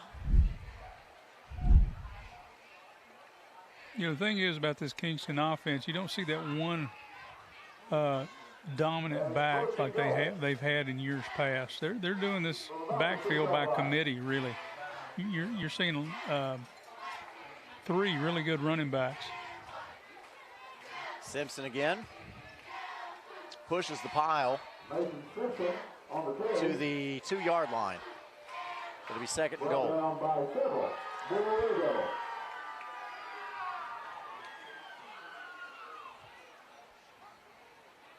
So this is a tough spot for Harriman. It's already a two-possession game. But if Kingston were to score here and get the extra point, well, it would still be a two-possession game, but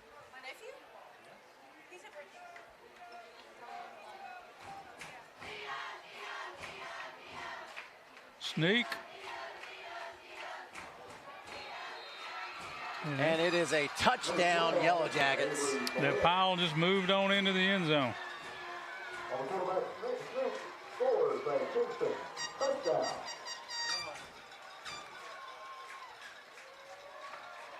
That'll give Kingston 36 points on the night.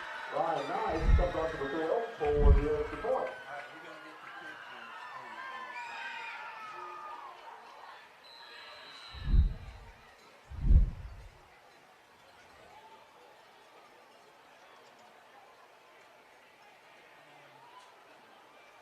Yeah, I got one slow to get on again. You can tell it's week one, Aaron. It is certainly week one. And no matter what happens, what the end result of this game is, both of these coaches will have some film to go off of to get ready for a week two. As the extra point is good, that makes the score 37-21, Yellow Jackets over Harriman. 4:40 left to go in the third quarter of the OEB Law Friday Night Showdown.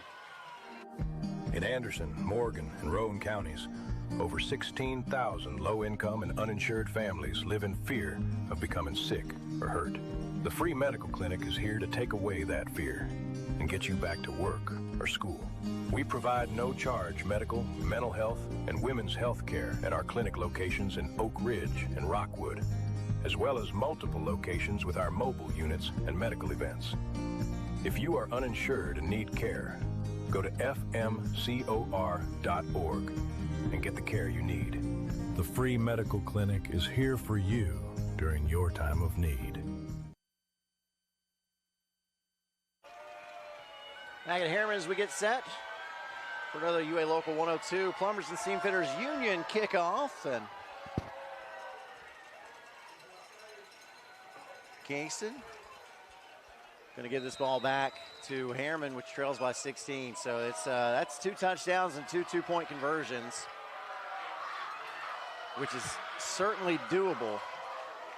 Yes. But that Harriman defense on that last drive certainly looked like they were wearing down. Jones gets it up to about the 21-yard line. That's where the Blue Devils will take over with a Hammers 1st and 10. Picked it up inside the 5. Kind of had to find the handle on it a little bit. Nice return.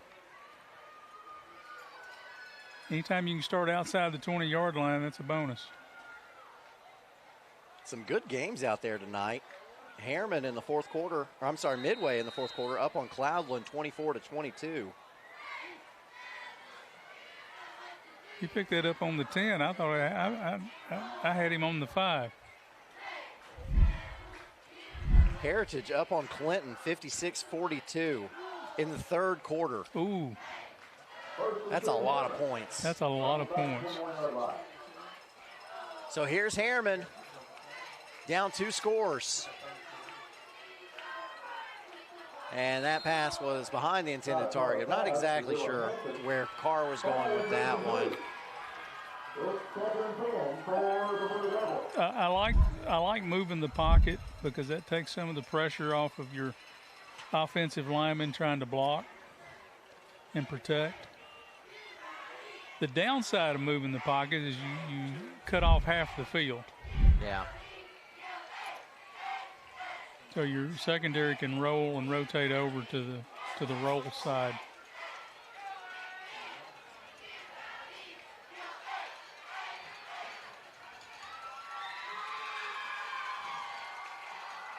Hand off Bertram. Going to his left. Bertram. Man, he's still got gas in the tank. He's slower than he was in the first half. But I love seeing a run like that, as you'll see on the Chuck Fleischman replay here. He finds some burst around the left side and still dragging potential tacklers around. They never tackled him. They just pushed him out of bounds. Ran out of field.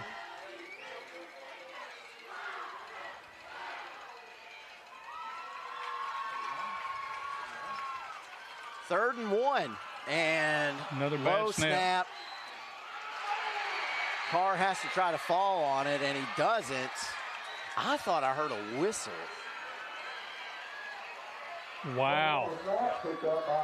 So Kingston recovers this fumble.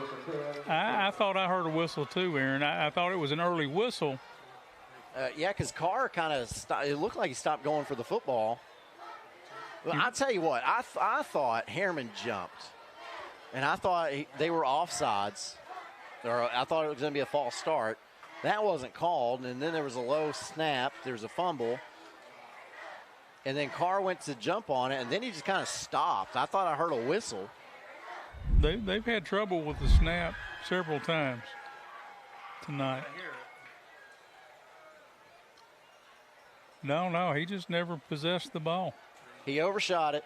Yep. Then couldn't get back to it.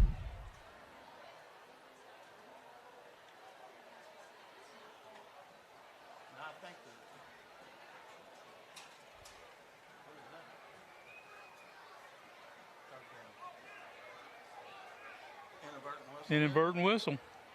So we did hear a whistle. We did hear a whistle. So it'll be 3rd and 1.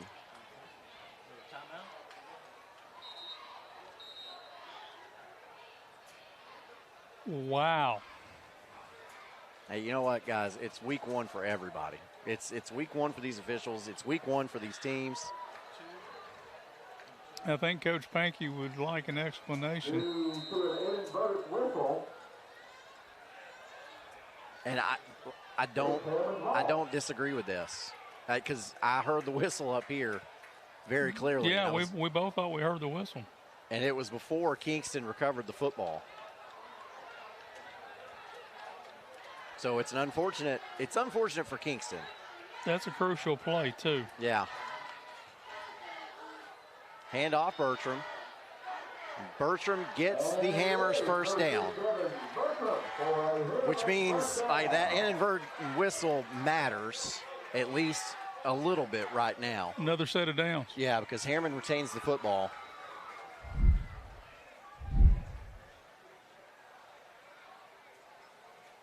And that's just good hard running right there. Just good hard running. He didn't have a lot there to work with. No, kid's got heart. But I'm guessing there was a flag on the ball. Guess what, Aaron? There was a flag on that play. Oh, I was watching the Chuck Fleischman replay. I didn't see it, and it must have been a hold because they got backed up 10 yards. And it's 3rd down again. So it'll be 3rd and 11.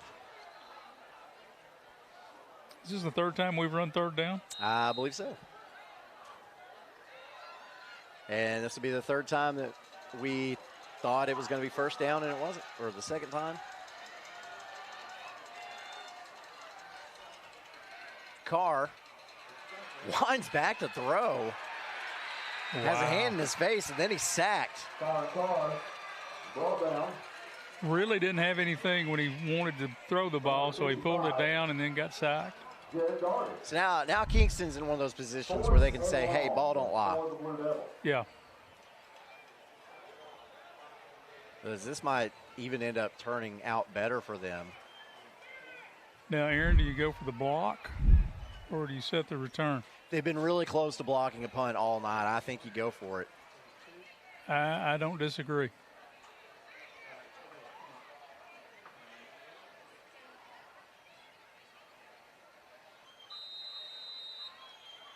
Flag.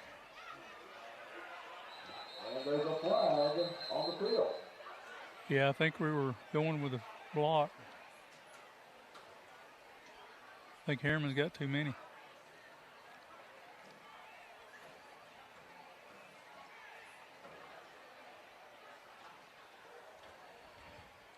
$2:39 left to go in the 3rd quarter.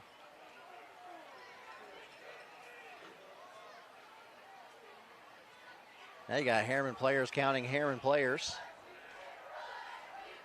Saying, hold on a minute. Illegal substitution on the Blue Devils. Yeah, here comes the 12th player. We did say this was week 1, right? It is week 1. We've seen these special team situations multiple times where there weren't enough players and somebody had run out late. That time we had one too many.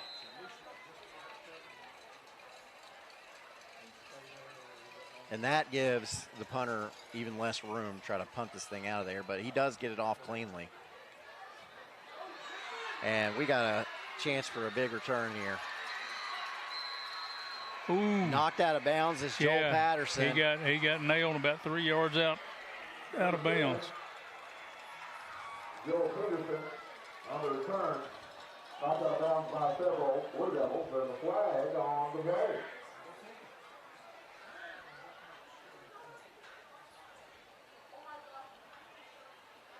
What's that yellow rag laying on the field there? I don't know that I've ever seen one of those. Maybe in previous seasons. I've not seen one tonight yet. Yeah. Half the distance to the goal. Yeah, the return man, number 10? Joel Patterson. You'll see it right here. Chuck Fleischman replay. I'll have a good look at it. Whistle blew right after that first hit. Number 5 hit him. You know what? Fittingly, you see the Knoxville Ice Bears sign over there, which we're happy to have them on board as a sponsor this year. That looks like hockey players getting slammed into glass. Yeah, I was going to say, yeah. First and goal from the 5 for Kingston. And we got a timeout. So Coach Pankey's going to take a timeout, which is brought to you tonight by Patterson's Appliances. Quality appliances from brands like Whirlpool, Maytag, and KitchenAid. Evans Mortuary has been serving the needs of families in and around Roane County since 1976. As established members of our hometown community, we understand the security of dealing with people you know you can trust. We build our reputation on this trust. The Evans family appreciates the confidence the community has expressed in us over the years and will constantly strive to earn that favor. Evans Mortuary, 805 North Gateway.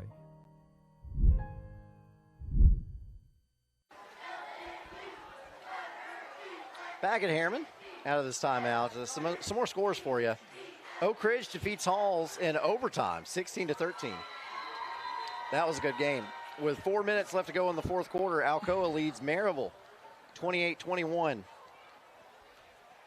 Eagleton Academy defeats Oliver Springs 38-20. Okay. That's a really good fight that Oliver Springs put up against a pretty decent Eagleton team. Yeah, I'm going to say they're not bad. In the third quarter, Wartburg and Sell Creek tied at 6.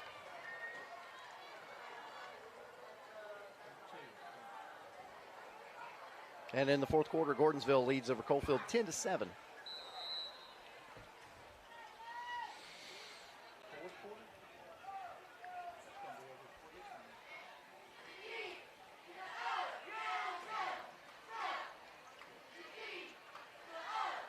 Yeah, I think Coach Pankey wants to put this one away right here.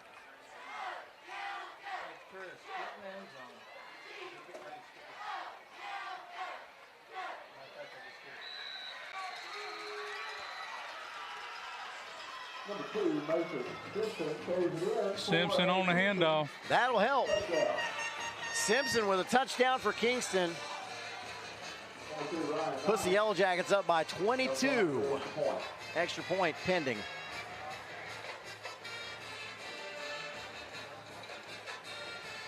You hear the Kingston band there. They're playing a song called Washington Lee Swing. Now, the reason I know that was because Lookout Valley's fight song is Washington Lee Swing. So.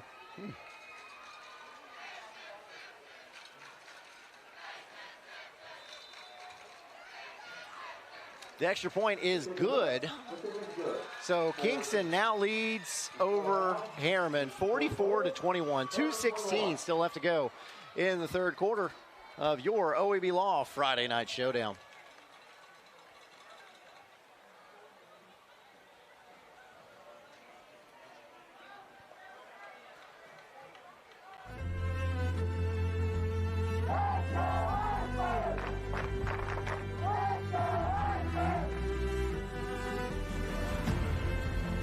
Coaches holding back all their players as we have a 5-man fight going in on all sides.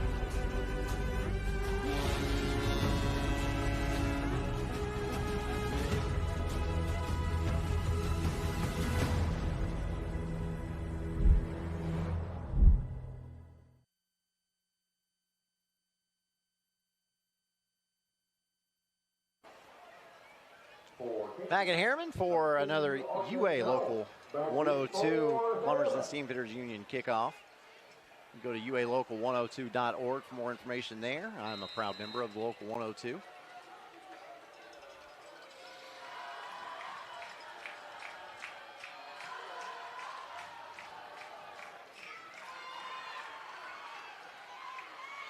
Jones with the return. He's going to be stopped at about the 27-yard line. Number 2, R.J. Jones, brought down by 24, Logan Nix, and number 28, Matt. That's where the Blue Devils will take over with the 1st and 10. Now, listen, Kingston has completely taken control of this ball game. It is a 3-possession game, but keep in mind, there's only 2 minutes left to go in the third quarter, which means there's still 14 minutes left to go in this game. I think what you've seen now is the depth of Kingston has worn this Harriman team down, but they've not shown any signs of stopping. No, there's no quit in this bunch at all. They're a little tired. I grant you that, but no quit. Funny things happen in this game of football as now we see a fresh runner in the game for Harriman. That is Eli Brock. Number 3, Eli Brock. Brought down by number 7, And Brock loses a yard. Bertram's coming back in. He'll spell Brock. B-R-O-C-K. You know, when you got a player like Bertram who's playing every offensive, every defensive snap, you got to find ways to get him breaks. And so, you know, just a play here, play there can make a big difference. 3 wide to the near side of the field. Carr quickly gets it out. That pass is complete for no gain. Yeah, they threw the little screen into the boundary. Kingston was kind of waiting on that. Got it to Zaven Bertram. They'll give him a yard. That'll make it 3rd and 10. And it's 3rd and 10 for the Blue Devils.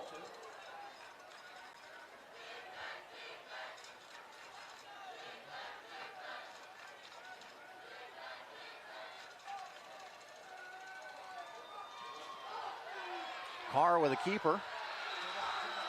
He'll pick up about 2 yards. That'll make 4th and 8. I'm not sure if that was a design play or the play just broke because of the bad snap. But the lineman will take off to the right, and the quarterback rolls to the left. And look at Carr. He's been whacked tonight too.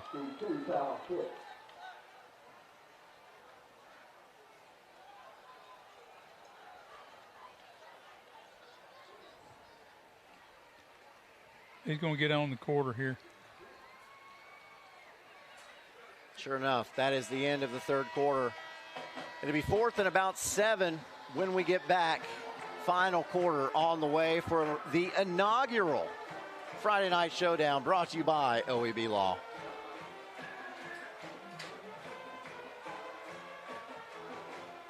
High school football in East Tennessee feels like home. The lights, the families, the communities that show up for each other. That's why OEB Law is proud to support local schools and give back to the communities we call home. And when life takes an unexpected turn, we're here to stand beside you. After a wreck, the insurance company has a team working for them. You deserve a team working for you. We fight for the results you deserve. OEB Law, we turn your wreck into a check.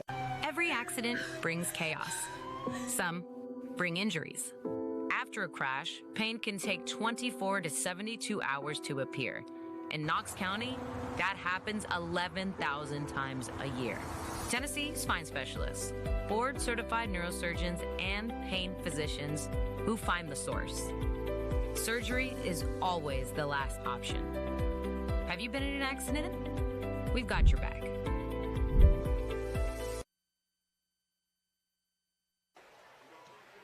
Harriman having to punt this one away. Patterson's got room. Closed up quickly. Sure did. Great play. Who was that? Was that R.J. Jones? No. Nope. That would be Brandon Graham. Brandon Graham. He ran him down. That was nice.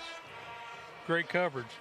Because had he not made that play, Patterson had the sideline.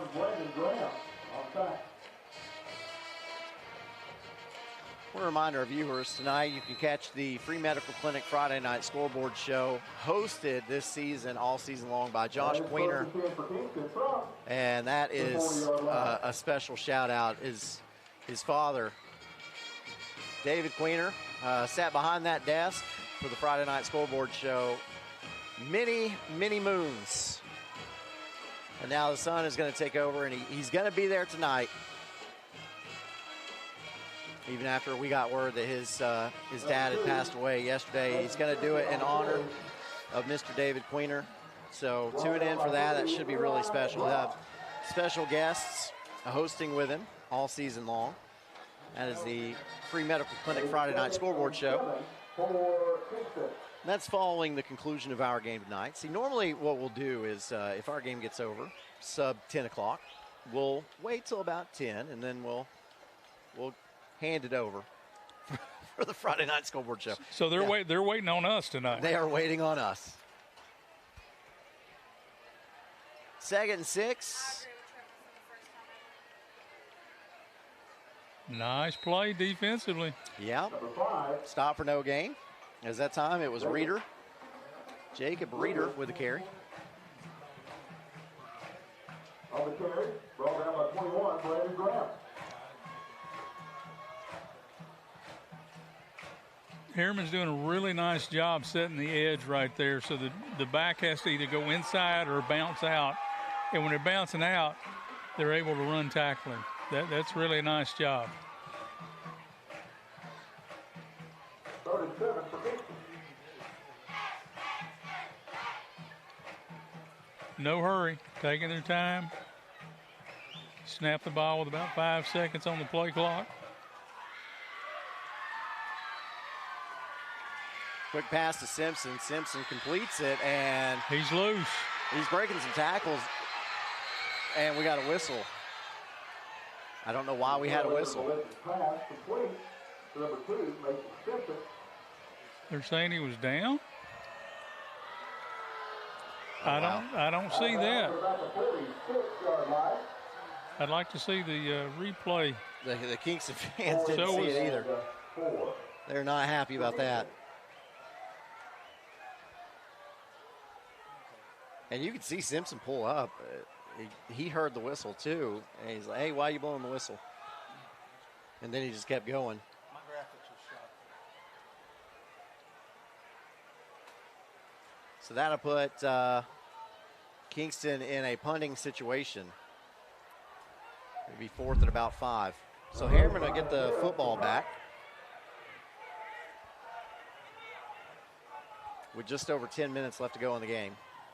22, Ryan, nice to putt. And we got a delay of game on Kingston. Flag on the field. That'll cost him 5 yards. Delay game against Kingston. It's not a terrible penalty at this point in the game.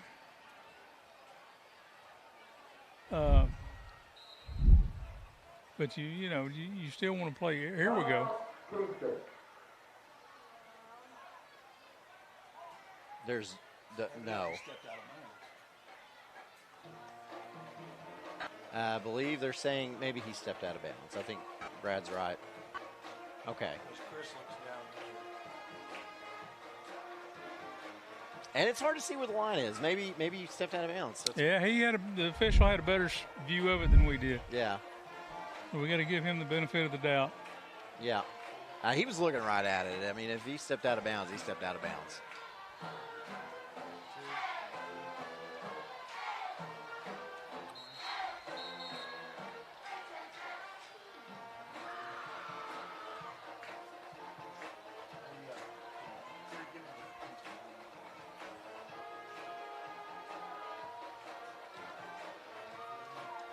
So R.J. Jones back deep to receive for Harriman.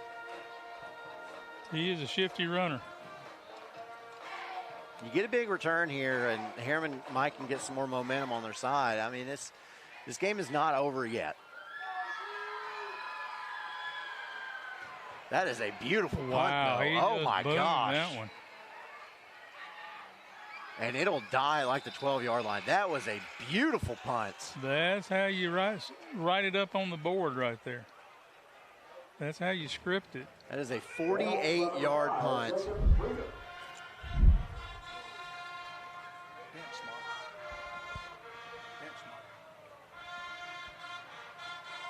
Nice. Watch it check up there and roll back. That was nice. Nice action. I wish my 9-iron would do that. So Harriman was hoping for a big return right there, and they're not going to get it. In fact, that's not good field position. You're down 23 points.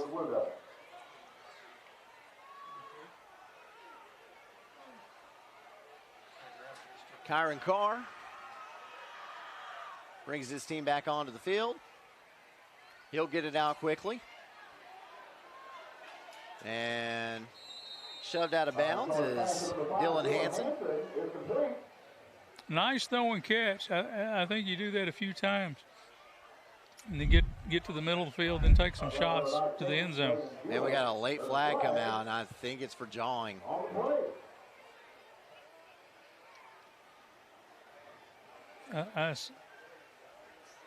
I do think that's what it was. So I believe we'll have an unsportsmanlike conduct, but on who? On whom? Kingston. Unsportsmanlike conduct on Kingston. So add 15 to that.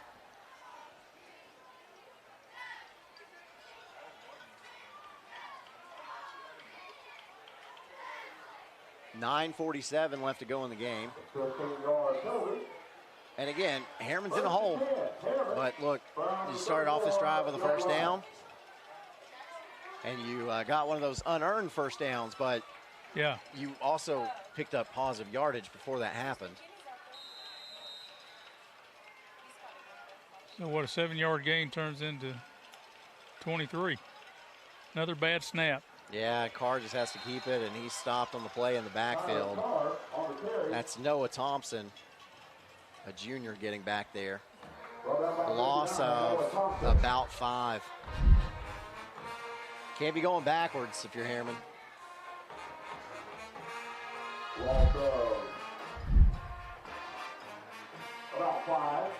Thompson does a good job on that play right there because he takes the blocker on with his inside shoulder, keeps the outside arm free so he can make the tackle.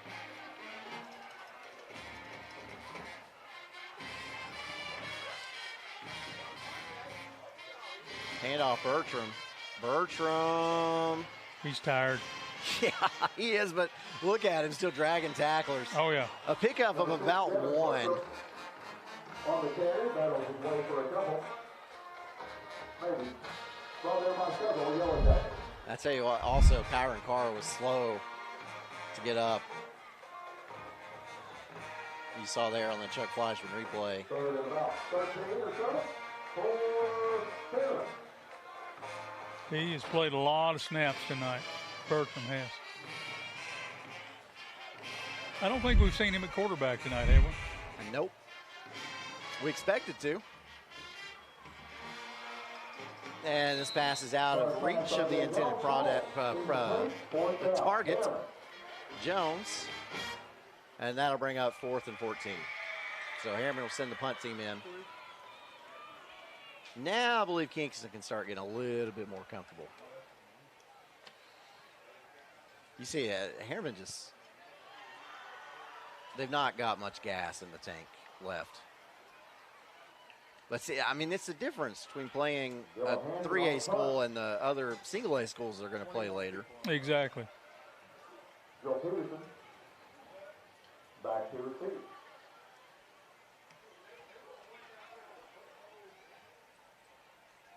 Wobbly punt, gets a great roll. And Patterson just has to let it go. It'll be down at the 27-yard line.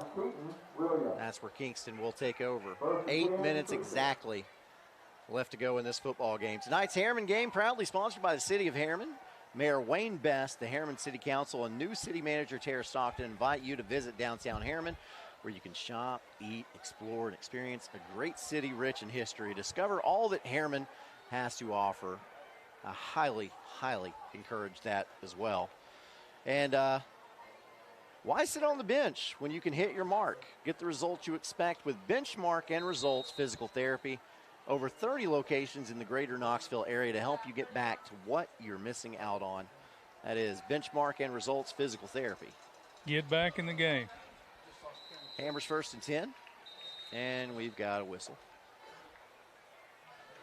And I think Kingston wants a timeout. They do. This timeout brought to you by Patterson's Appliances. Home appliance financing available. Apply online at pattersonsappliances.com.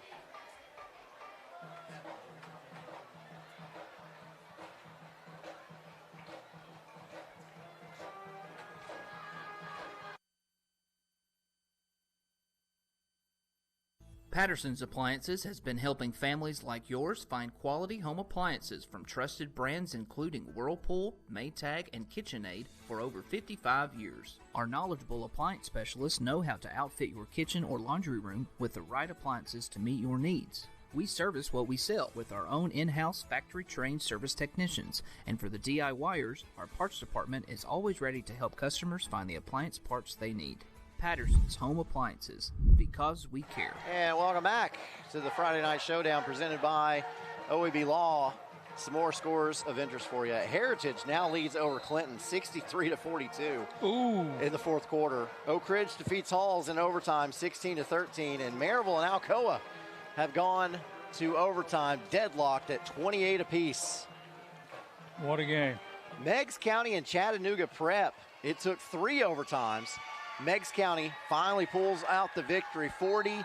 Number 4, going twice good on the carry. Number 21. And Oneida and Rockwood have almost made it to halftime. Late in the second quarter, that score is still tied at nothing.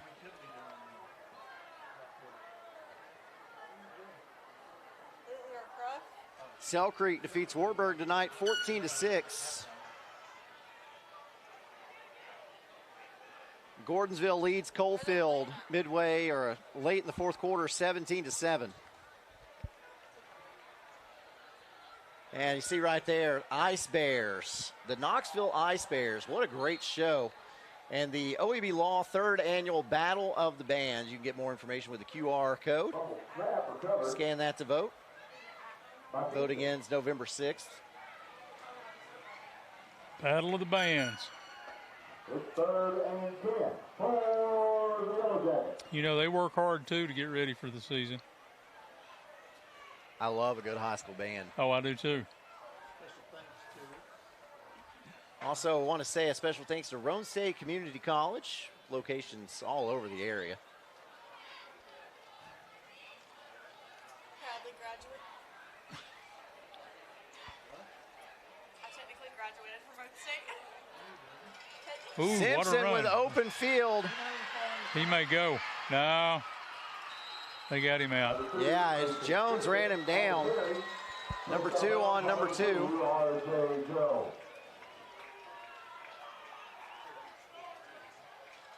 But yeah, that's you're seeing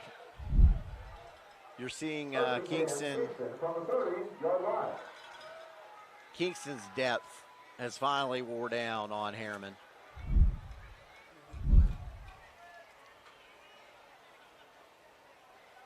you know, it goes back to the old saying, when you're playing defense, you got to be right every time, or you end up giving up the big plays. On offense, you can, you know, out of a 4-play series, you can be right twice and get back to first down. So we got another timeout, this time from Harriman. This timeout brought to you by Patterson's Appliances. Thank you for your support. Over 55 years.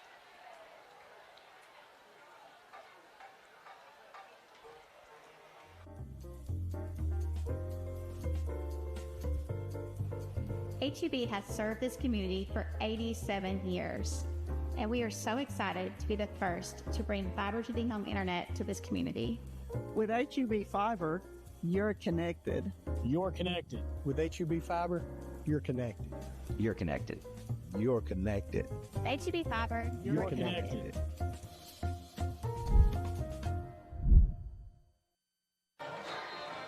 Well, a scoring update for you. Don't count Coalfield out just yet. The Yellow Jackets score to cut the lead to 17-13, 2:20 left to go in the fourth quarter. sounds like a battle in Gordonsville. Have you ever been to Gordonsville? I've not seen a game from there, no. I had a graduate class down there, so we would go once a week, 6 to 9 kind of deal.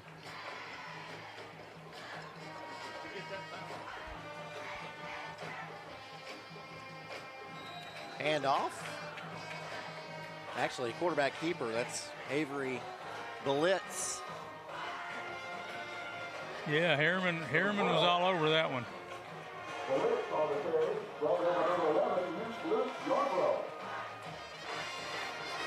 Second 10, again, Kingston just chewing up clock. Yeah, they're content just to hold the ball and get out of here.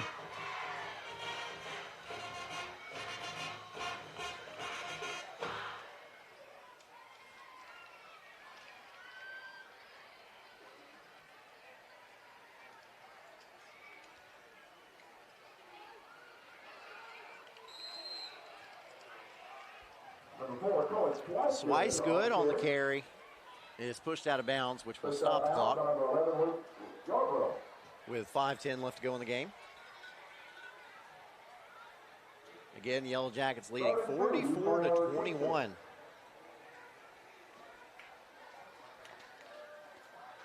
You know, the first half was back and forth.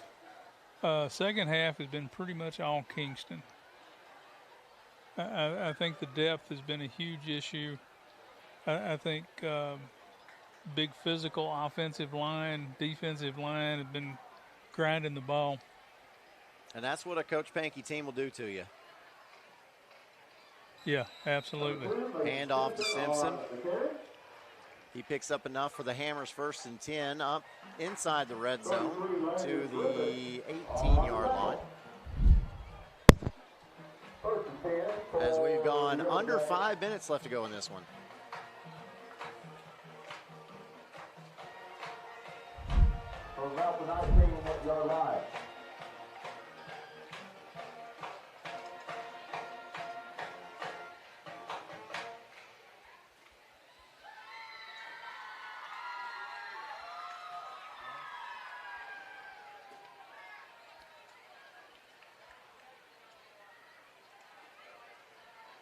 Handoff, Simpson again.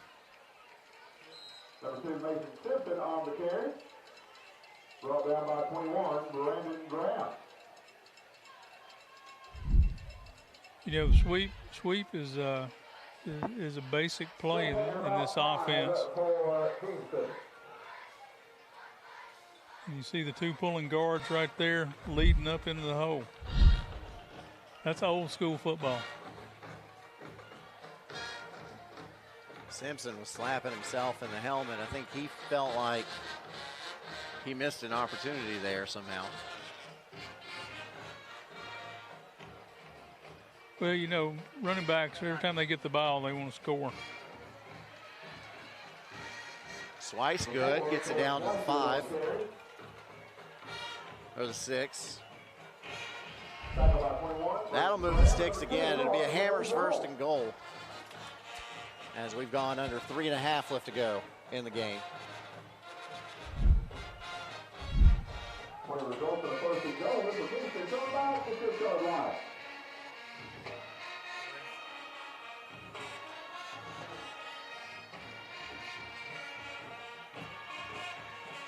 Yeah, we'll snap the ball probably about 2:25. No, 2:45. There it is. Here's Swice good. The angle that I saw right there, that hole is open wide up. Kingston in the end zone puts half a century on the board. 50-21 with 2:51 left to go in this game. You can really see this gap open right there.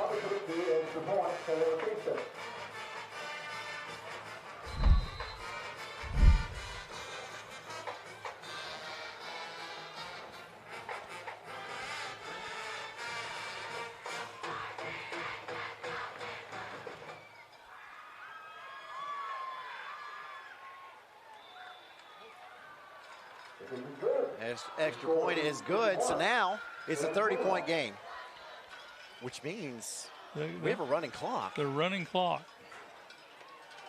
I did not think that we would get to the point to have a running clock. I didn't either. But I didn't either. But we did when it got, 2:51 left to go in the game. It waited a long time, didn't it? It ain't going to run for long, No. but it's going to be a running clock. So.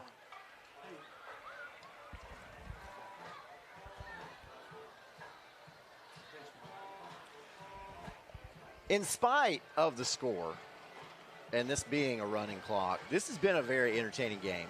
Absolutely. And I'll say both teams have a lot that they've got to clean up moving forward.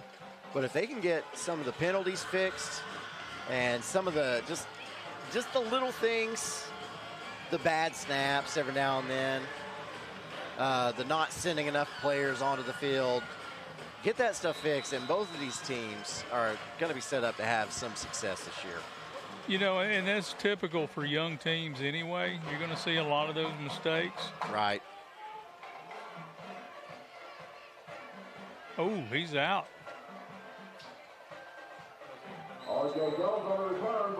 Great return, up past the 30. Picked it up on about the 2, I think.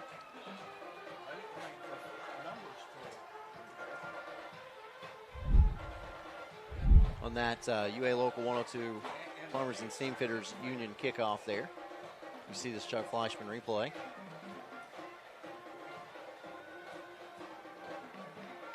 Yeah. You want to see somebody cleanly filled that. Yeah, you would like to see that not hit the ground. But Jones makes something out of absolutely nothing. He's had a lot of return yards tonight. He sure has. And he's got a pick 6.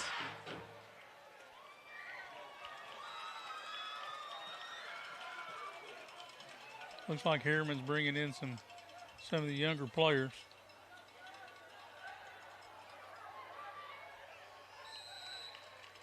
Bradley Ferguson. Keaton Williams. Number 1, Keaton Williams on the run. Number 8, Ryan Harris on the stop. Second about 7 for the Blue Devils. Second and 8 for the Blue Devils. Kingston will be at home next week against Oliver Springs. And Harriman is going to make the trip to Oneida next week. Let's hope the lights are fixed and the weather's a little better than it was tonight. Yeah. Yeah, both Harriman and Oneida having abnormally late nights. Nothing too crazy. Number 1, Keith Williams. Williams stopped in the backfield. That might be the last play of the game. Yeah, I think it probably is. Third 13 for Harriman. No, I think Harriman's going to try to get one more snap. 3rd and 14. No, they're not going to snap it again. I think maybe the players want to, but. Yeah.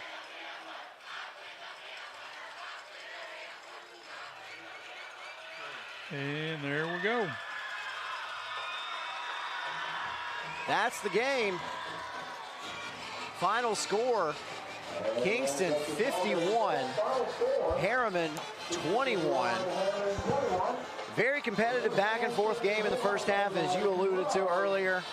Second half, Kingston really wore Harriman down and took control of the ball game. Yeah, you know, and my hat's off to both teams. The greatest improvement you're going to see in a team is between week 1 and week 2. And these coaches are going to get in the film room tomorrow and Sunday, and they're going to kind of get some things figured out to work on for practice next week. So we will wrap it up there. It's been a great night. I'm very glad that we are back at this again with the Friday Night Showdown brought to you by OEB Law. But now we need to get it back to BBB Communications for the Free Medical Clinic Friday Night Scoreboard Show, hosted by Josh Queener. And again, just special thing to have Josh on board this season long as host of that show. So let's get that to him, and we'll say good night, and we'll see you next time.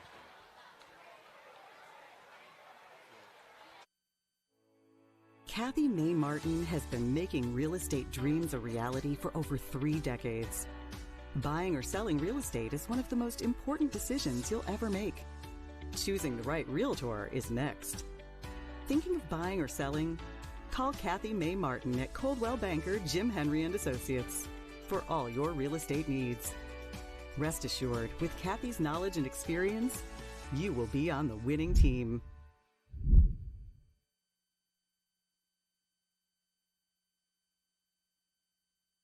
It doesn't always start with a clear plan. Sometimes it just starts with a decision. To take the first step, to pick back up, to keep going, and to see it through. Progress doesn't always look perfect, but it adds up. Now, I'm stepping into what's next. More prepared, more connected, more certain of what I can do. And this moment means something more. Because of everything it took to get here? No matter where life takes me, I was a Raider first. Hey, East Tennessee, ready to save big? It's all at Hammer's Dry Goods. For over 70 years, we've been your hometown store for famous brand men's and ladies' clothing at rock-bottom prices. Need rugged workwear? Sharp casual looks? Ladies' game day gear? We've got it all, and it's priced to move. And when you shop Hammer's, you keep your money local, supporting our schools, our students, and our community. Hammer's Dry Goods. Tradition, value, hometown pride, and savings you can feel. Get to Hammer's today. Cooler weather brings autumn-colored leaves and football time in Tennessee. Warm up with natural gas heat or enjoy the year-round comfort of natural gas water heaters, ranges, and clothes dryers. More affordable and reliable, natural gas keeps your home cozy while increasing its value. Whether you're a new home builder or a homeowner wanting an upgrade, consider all the benefits natural gas offers. Call us today or visit us online to learn more. Oak Ridge Utility District, your hometown natural gas provider.